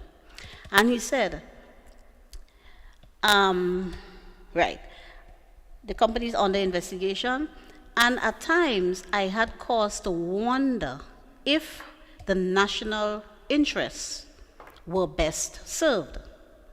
Another remarkable observation during the course of this inquiry was the failure of the authorities to refer to the police for investigating the to refer to the police for investigating the disappearance of items from statutory boards and companies with a view for instituting criminal charges.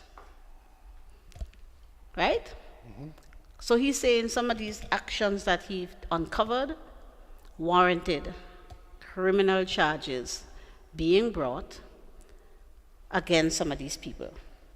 And he flagged some names, the first one on the list being Gregory Bowen. Mm-hmm.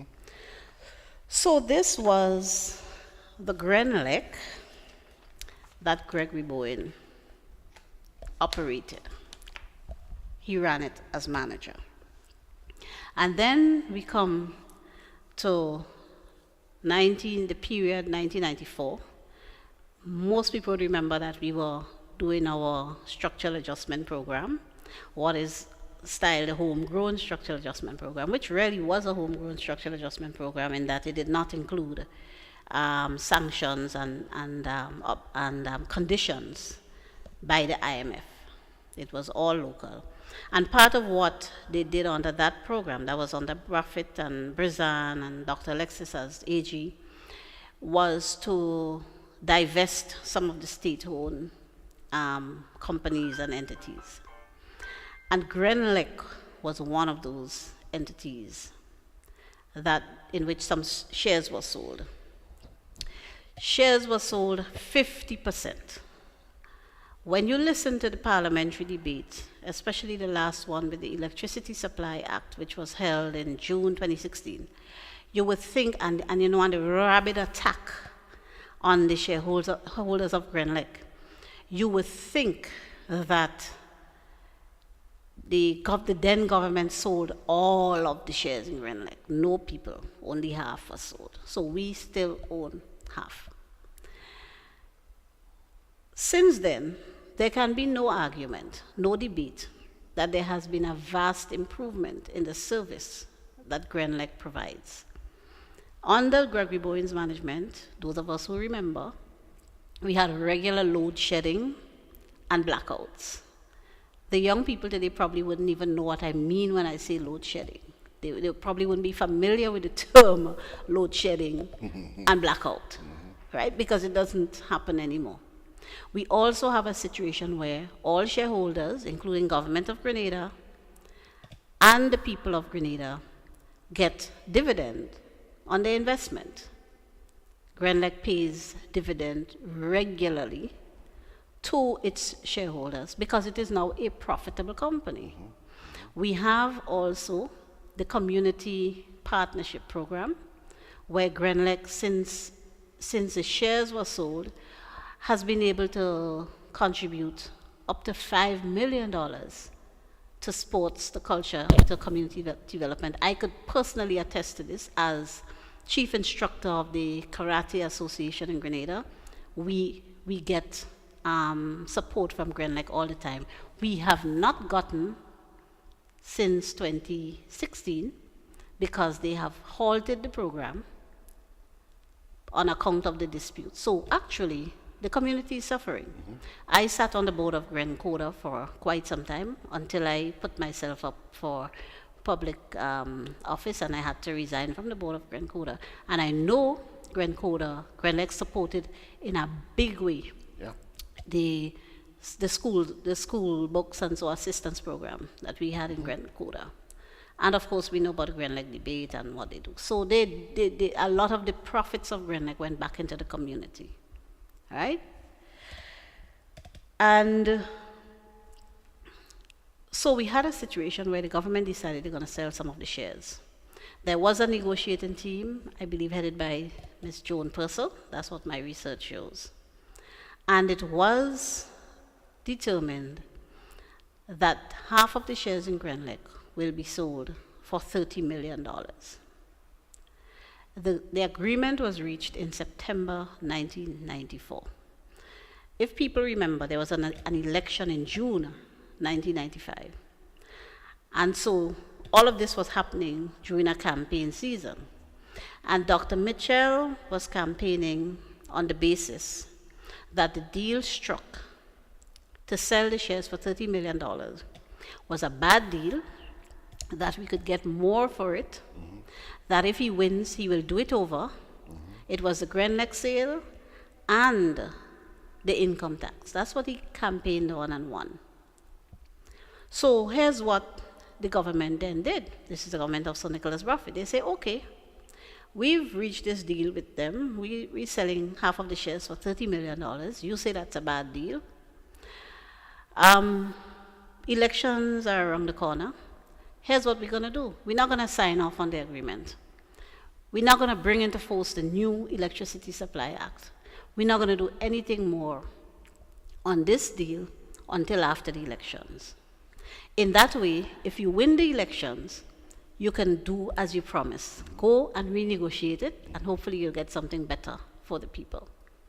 So the government, the NDC government, then put everything on hold, did not bring the Electricity Supply Act into force, did not conclude the agreement. Elections occurred, Dr. Mitchell won, and he went to Parliament and got parliamentary approval to renegotiate the deal. I have here an excerpt from the parliamentary debates. This is debate in the Senate, dated 4th February 1997.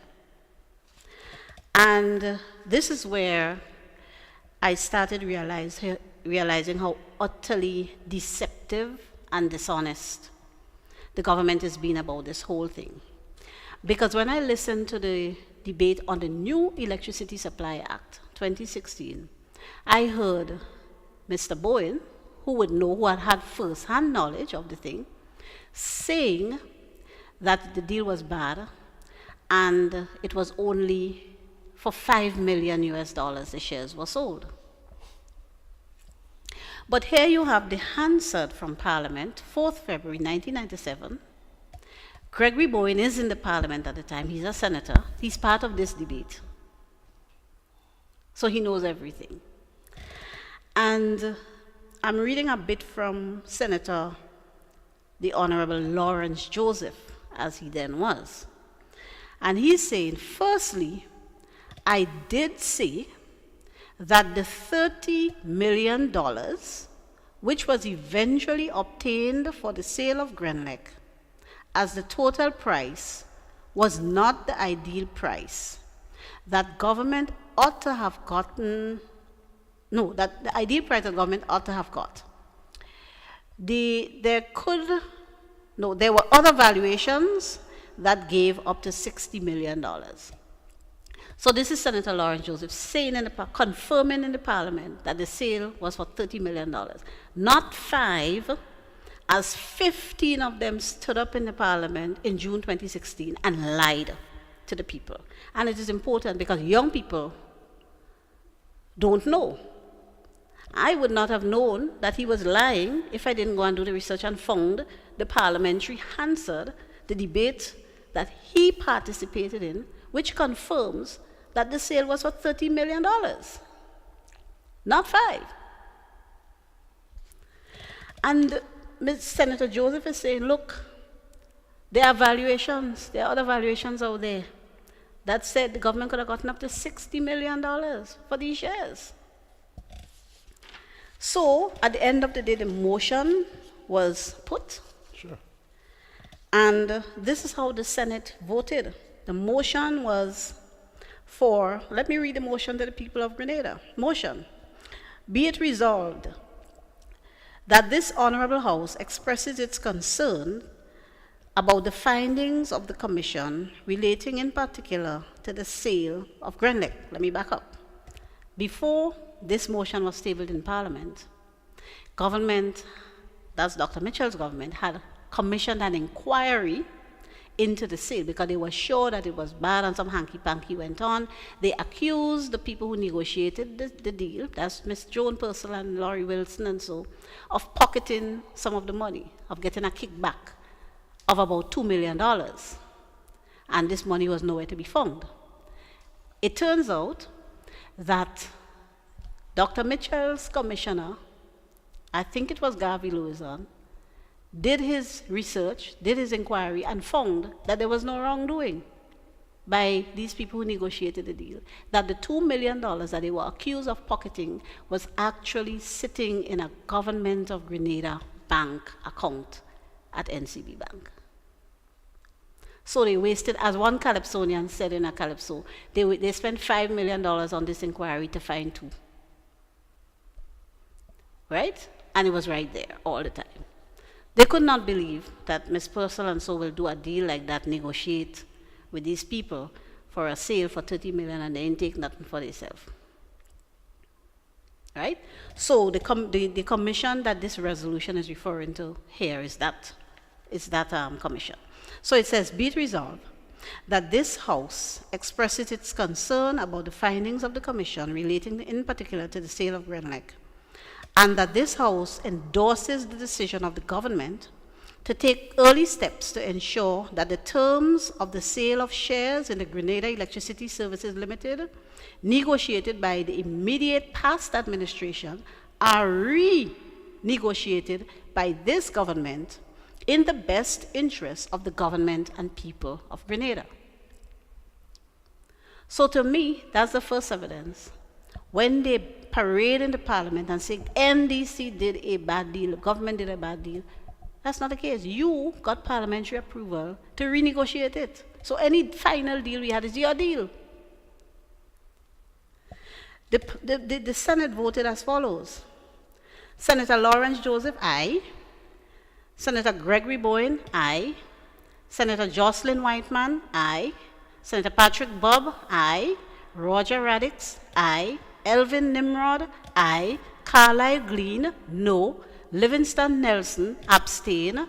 Ann Peters, absent. Dudley Andrew, absent. Justin Francis, aye. Chester Humphrey, most definitely aye. So 8. Right. So there was only one senator who voted no. So we can say they got overwhelming parliamentary approval to renegotiate this deal. The next thing I found is the act that was passed by the parliament at the end of the renegotiations. And this is Act number 26 of 1998. And it is entitled the Electricity Supply Act 1994, in brackets, Amendment, Commencement, and Validation. And what this act passed by the Mitchell administration in 1998 did was to bring into force, to make law finally, the agreement that was reached by the former government without change. They couldn't get more, they renegotiated, they did a commission of inquiry, couldn't find no wrongdoing. Then they went and renegotiated, couldn't negotiate a higher price because at the end of the day, Mr. Bowen knew that the government sold a bankrupt company. That's what the Wall report says. They had to operate paying staff on an overdraft. You bought equipment that couldn't, when it reached Grenada, it couldn't function. A big generator couldn't function. It was on the ground rotting. I can't say everything that's in the report, but people could read it. Right? Bad investment, taking decisions outside the authority of the board of directors. Right? So they went to Parliament and they passed the same Electricity Supply Act that the prior government had finalized and set down there when they started making noise. Nothing changed. And you know what's worse? You know what happened? They backdated the implementation of the act to 4th October 1994. It backdated. So just as Dr. Alexis and his legal team and Sir Nicholas Buffett and so left the Supply Act there, that's just how the NNP government brought it into force. There was nothing to change, nothing to add. So ultimately, and of course this same agreement, so ultimately this was a deal struck by Dr. Mitchell's government, and Gregory Bowen then was the Minister of Works. Now, part of the issue that Mr. Bowen has with GRENLEC is that when the new shareholders came in, he was manager, and from the War Report we know he was not a good manager. And so he did not last long under the new management. And there is some ongoing friction, some ongoing tension, a lot of acrimony between him and the guys who bought the shares. That's Mr. Nigel Waddell and Bob Blanchard and these guys. Because, of course, his style of management is not commensurate with the GRENLEC we know today.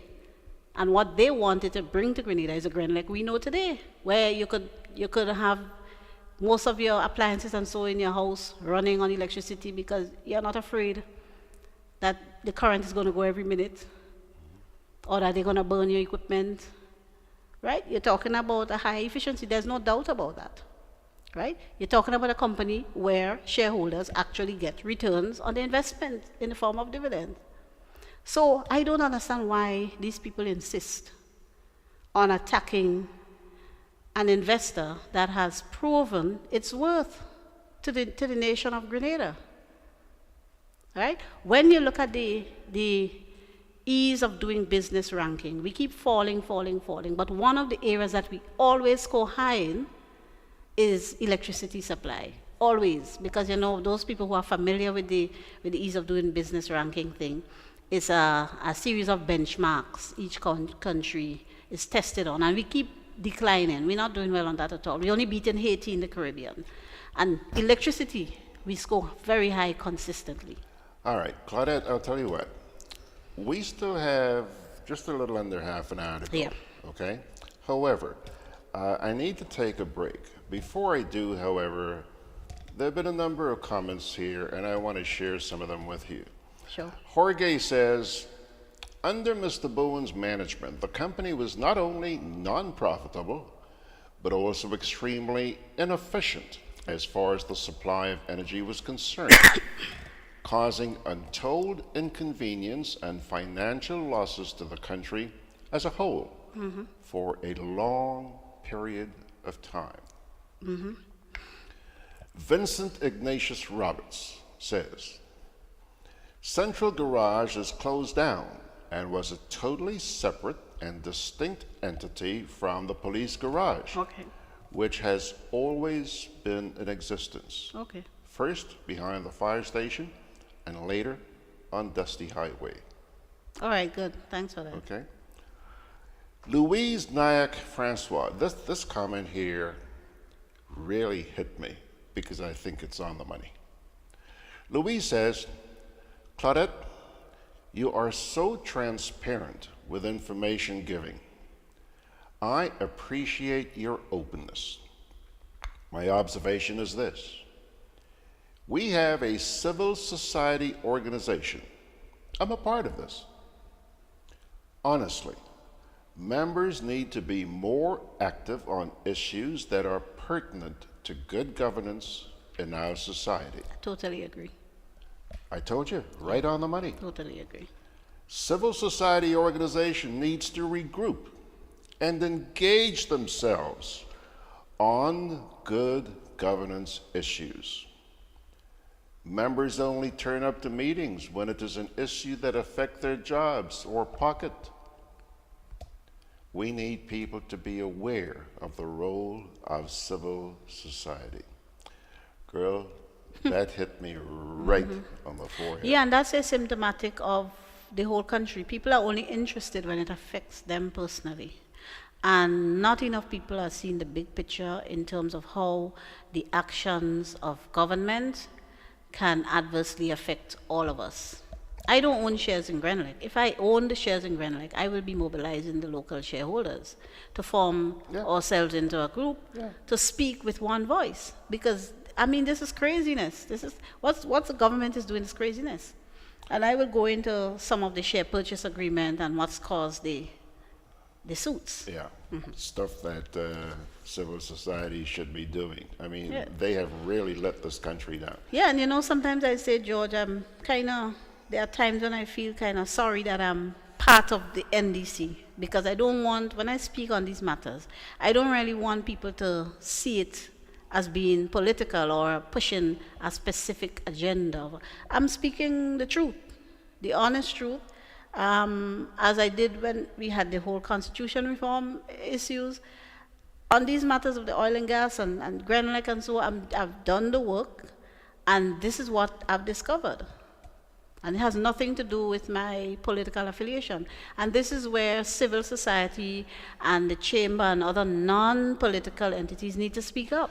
And it's not just civil society, it's the churches, like yes, you say, it's the chamber. It's ridiculous. That's why, when you mentioned the word hex this morning, it really, really hit home, because it seems like this thing is endemic all over the country. Yeah. Okay, now, Ernesto says, Claudette, every time we heard the name mismanagement, the word mismanagement of funds, Gregory Bowen's name comes up. Thank you. And he's still holding a government position. Thank you. Are we under some spell we don't know about? Why do people of the Southeast keep voting him? No. Remember Dipcon Engineering? Yeah. And that big $20 how much million judgment we ended up, that was Gregory Bowen. Jack Greinberg and RSM Corporation, that was Gregory Bowen. GPG and oil and gas, that was Gregory Bowen. Now GRENLEC, that is Gregory Bowen. And I'm sure I'm missing a couple. Yvonne Joseph. Is Yvonne your sister? No. Okay. Yvonne says, Claudette, these two men in Grenada's parliament have a curse. They believe that Grenada is theirs to do what they want. Antheorello says, Claudette, thank you. You're welcome. I truly hope the nation is listening and paying attention. This crookedness has been going on for too long. Irvin Samuel says it was possibly the same game like the attempted playout with the Rex Grenadian Hotel. Pay for play deals. Kipling Francis says, Claudette, you speak so simple and understandable that many of the you-know-who would say you're lying. They cannot handle the plain truth. They could say they could say it all how they want. I'm willing to share the documents with them, if, and I've offered Mr. Scott to come on his program, but I don't know, I haven't gotten the invitation yet. I would gladly go there and explain these things. I remember when the whole issue of the pension was taking place, and I was explaining, we were having a conversation on social media, and I was explaining what the law is and how wrong the government is on the whole pension thing. And I said, look, I could come, you could bring your Attorney General with you, and we can both sit there and we'll tell the nation what the truth is and what the law really is. Yeah. Thankfully, I heard the Prime Minister is now conceding at the last General Council he had. I heard him saying, well, the people have to get their money. Like he's conceding that the public workers are entitled to their pension, although he's still saying we're going to hold off on the gratuity. Well, I have news for him. You can't hold off on the gratuity. If you've conceded that they're entitled to their pension, the Constitution defines pension as including gratuity, and the relevant law, the law in force, which is the 58 Act rather, that law specifies that the amount of gratuity to be paid is 25%. Right. So you're not getting around that. All right. Claudette, I'll tell you what. Let me go try and pay some bills here. We'll come back. It's good to be early.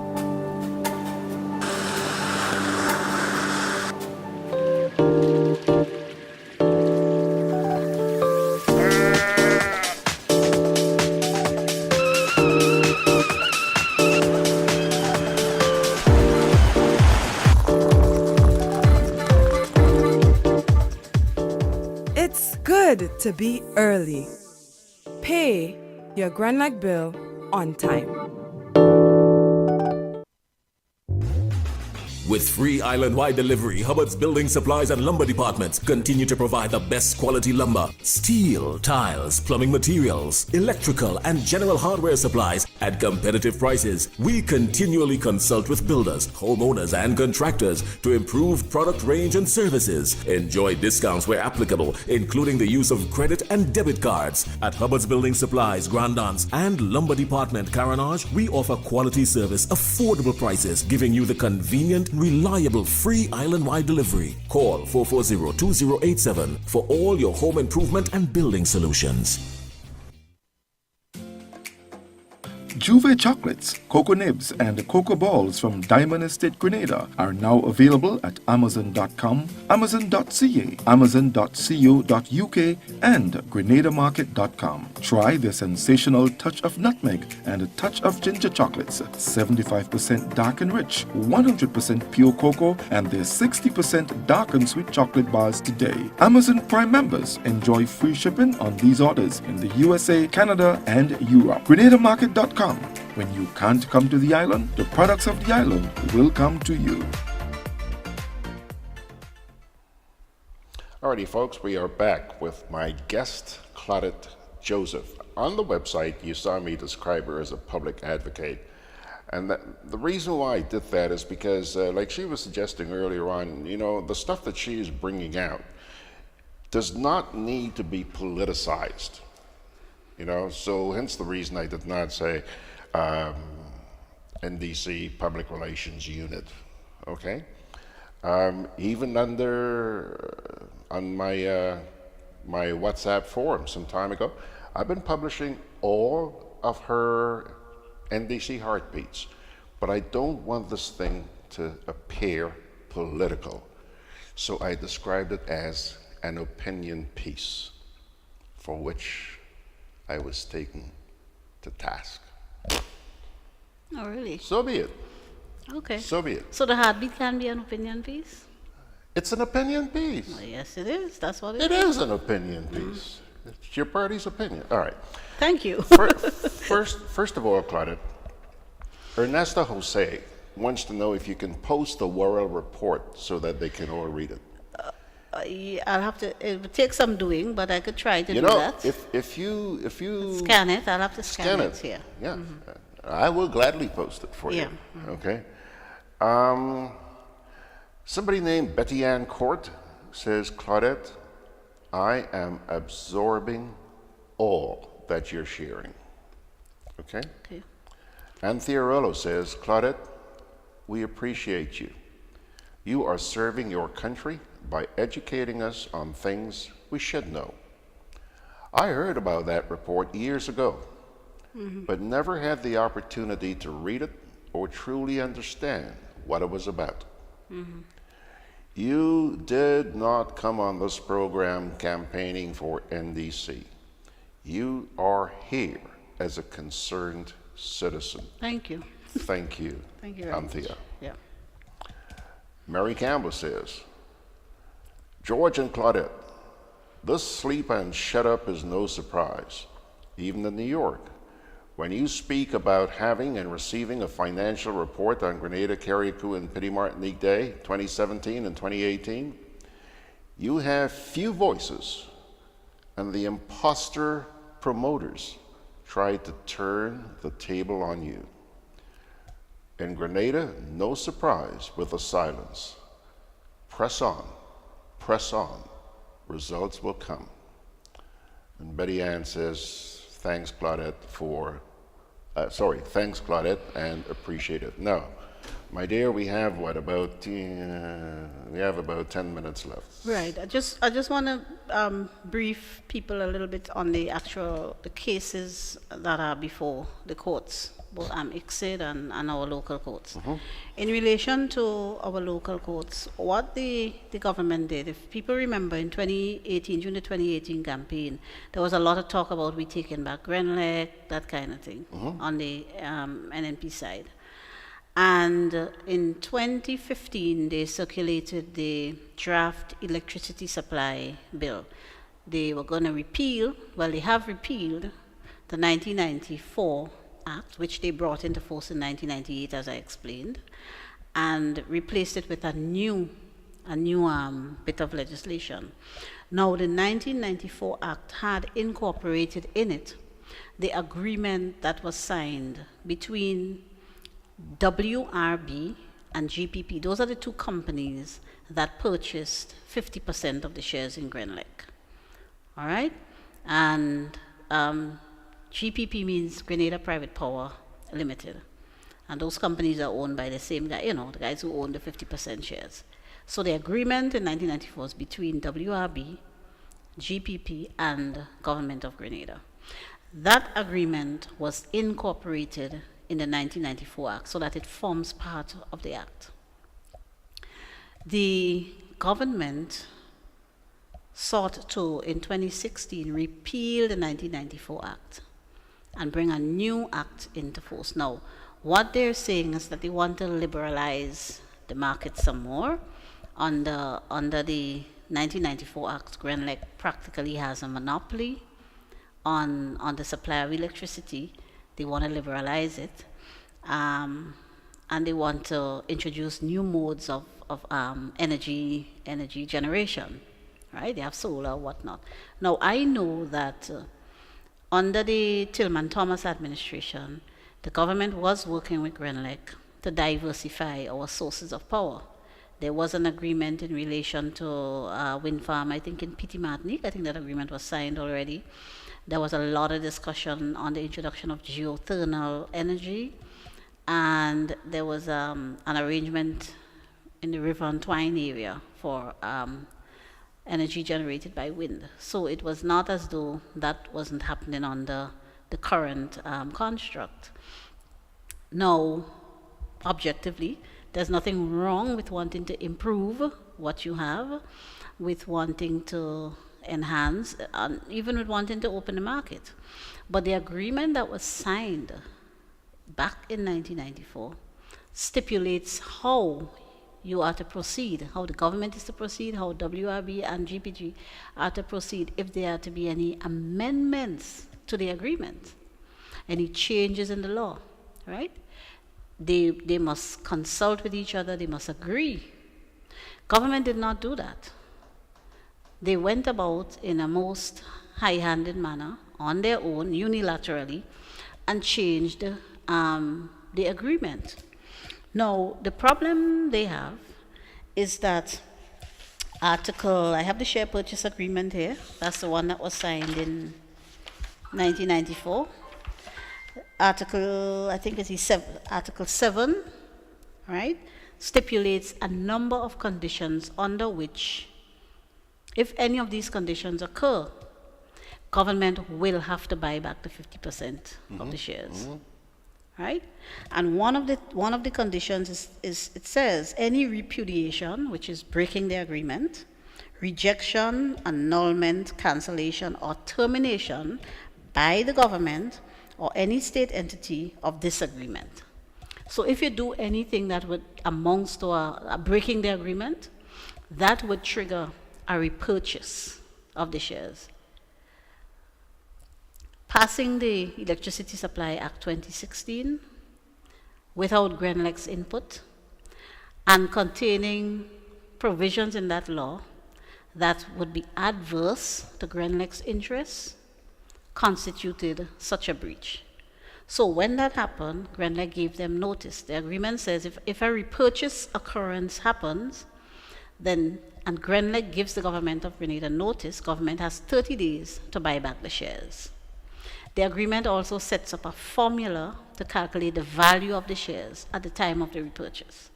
So GRENLEC did their calculations based on the formula in the agreement and came up with 169, let's round it off to $170 million. That's what the value of 50% of the shares is today. And they gave government notice, you have breached the agreement, we need you to buy back the shares as the agreement provides. And of course, government did not buy it back. And so that took them to the dispute, the arbitration proceedings before ICSID in Washington, because that's what the agreement provides for. Any disputes are to be settled by arbitration before ICSID.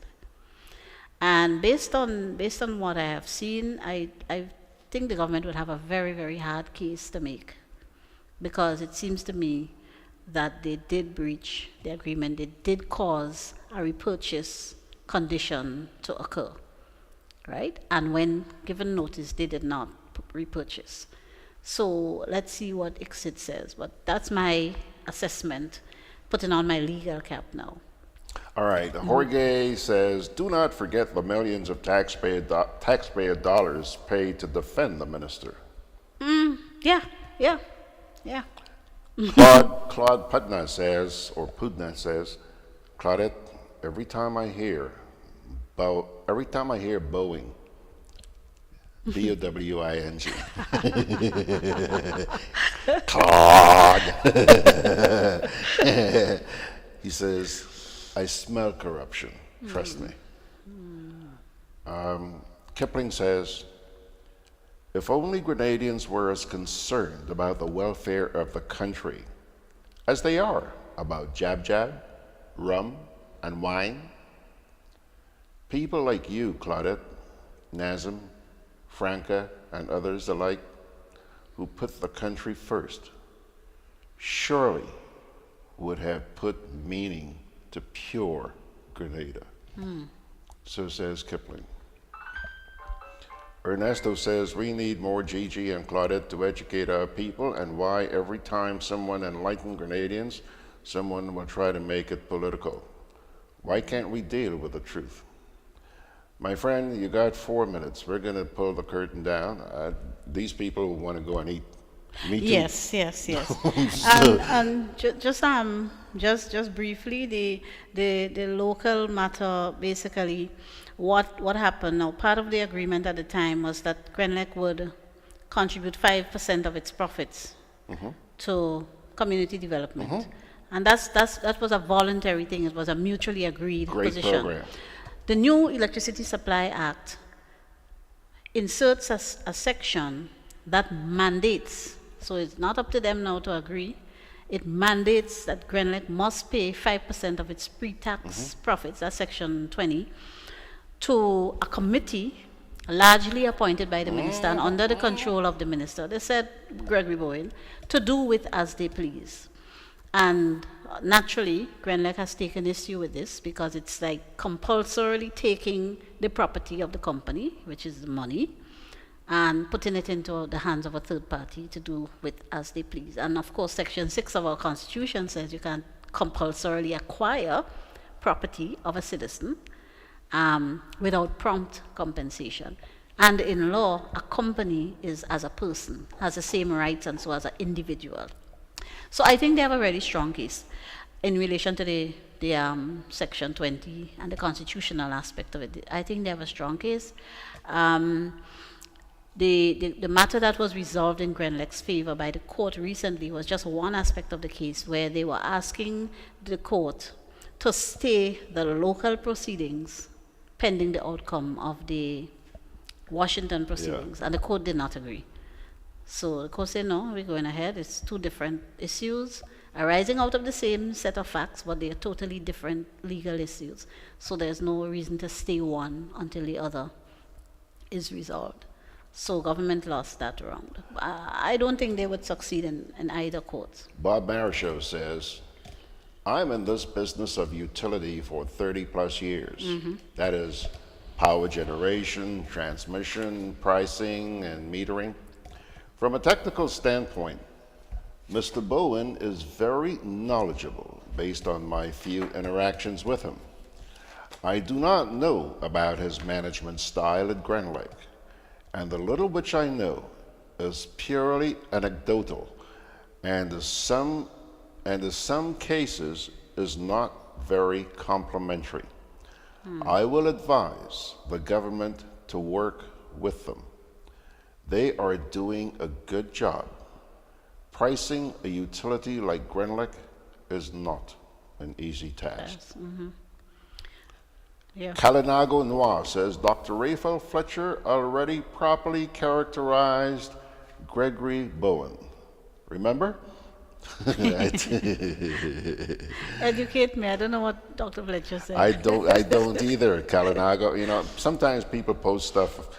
They know what they're posting, and they figure that everybody else understands what they're talking about. But you know, George, one of the things I find particularly reckless about the government and how they have dealt with this thing is that Mr. Bowen has a particular history with the shareholders in GRENLEC, that's the WRB people. Because when he parted ways with the company, it was not nice. There's some lingering acrimony there. And I find it particularly reckless for the government to be putting Mr. Bowen at the front of any policy that they have, notwithstanding he's the Minister of Works. Because of the history, to me, the proper thing to have done would be to say, look, you are too personally invested in this thing, you do not have a good relationship or history with the people, let us put somebody else. Let us negotiate the changes we want to the agreement. Let us, you know, it is 2019 now, things have changed. They may also want to change certain things in the agreement because times have moved on. But you don't go in a high-handed manner, in a most aggressive manner, and breach the agreement, just as you did with Dipcon and like you didn't learn, you know, and Grindberg, and so you didn't learn. Claudette, we got to go, but let me tell you something. Thanks. But You're welcome. You don't have to teach me about Bowen. I have the scars on my back. Oh, yeah. All the things that man has done to me. Oh dear. Okay? Mm-hmm. I could write a book. I have, for the time being, maintained my silence. Okay. But that's why they get away with it. well, yeah, remains yeah. But hold on. The scriptures say nothing will remain hidden. True. Nothing, Claudette. And it's the only thing I have to hang on to, the Word of God. That's all I have. Yeah, money, yeah, But you know, the Word of God also says faith without action or good works is dead. Absolutely. So I want us to pray for our country and to include the spiritual aspects of it. But I want all of us to act. We can't just keep sitting by and letting this level of mismanagement and recklessness. What do we have at the end of the day? We wouldn't have a we wouldn't have a country. Yeah. You know, it's ironic you should say that because the scripture I'm going to read today, it's probably one of the shortest I have ever read at the end of this program. I'm going to read it now. It's from Hebrews chapter 11, verse 1, which says, "Now faith is confidence in what we hope for, and assurance about the things that we do not see." Yes. So let us keep being faithful. Indeed. Let's keep being faithful. And you know, girl, I really honestly believe that there's a light at the end of the tunnel. Well, there's always a light at the end of the tunnel. Yeah. Because a tunnel is not infinite, right? Yeah. So there's always a light. Okay, let me try and sneak two more here very quickly, and then we got to bail. Betty Ann Court says, "Thanks, Mr. George and Miss Claudette, for your service. That is enlightening, and you could both have spent it in other ways, just like us. But it takes a certain and different type of people to see our wondrous island at its best." Yeah.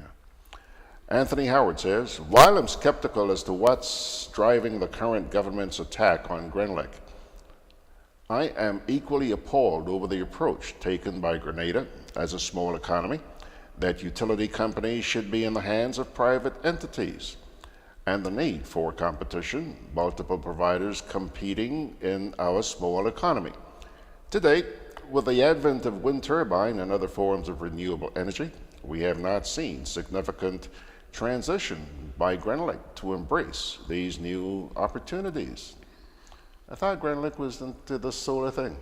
Yeah, Okay. they're into it, yeah. We felt the need to go after Cable and Wireless as the only provider of telecom service on the island. Today, we have multiple providers, and to me, the public is paying more. Mr. Howard, another thing I want to say on that is that the Electricity Supply Act was passed since 2016, and one of the things that was promised was diversification and a reduction in the cost of electricity. We haven't seen that yet. Yeah. The law is there, it's on the books now. He says we're paying more because the masses are walking around with multiple cell phones, and the profits generated from those operations are leaving the island monthly. True. Anthony also says here, if the issue associated with these companies has to do with management and we are unable to find good management on the island, why not provide contract with outside managers? I think we are doing Grenada a disservice by bringing in foreign entities to manage critical operations on the island, and the profits from operations are leaving the island monthly. But Mr. Howard, Anthony, 50% of the profits of GRENLEC stays in Grenada. 50%, half, because we the people still own half of GRENLEC. Yeah. And I'm not here to defend GRENLEC. I don't hold no brief or anything. But as far as I know, all of the senior management of GRENLEC are local. Yeah. Well, Mr. Cover is from Jamaica. That's the general manager. Yeah. But everybody else is local. Yeah. And they have been doing a wonderful job. It's one of the better run companies in Grenada. That's without a doubt. Betty Ann Court says, much blessings to all and have a pleasant afternoon. And Ernesto says, nice way to end the program. Have a blessed week. My friends, I send you God's blessings to every one of you who have joined us. This has been an incredible program, and I know that you just can't wait to get back and take a second look. It's going to be up on Facebook momentarily, and then later on this afternoon, it's going to be up on the GrenadaBroadcast.com website and YouTube. My dear friends, I'm going to leave by extending an invitation to you to join me tomorrow morning, 9 o'clock, and every weekday morning at 9 o'clock from 9 to 10 for Good Day Grenada. We have so much fun on that program, so much fun. In the meantime, God bless you.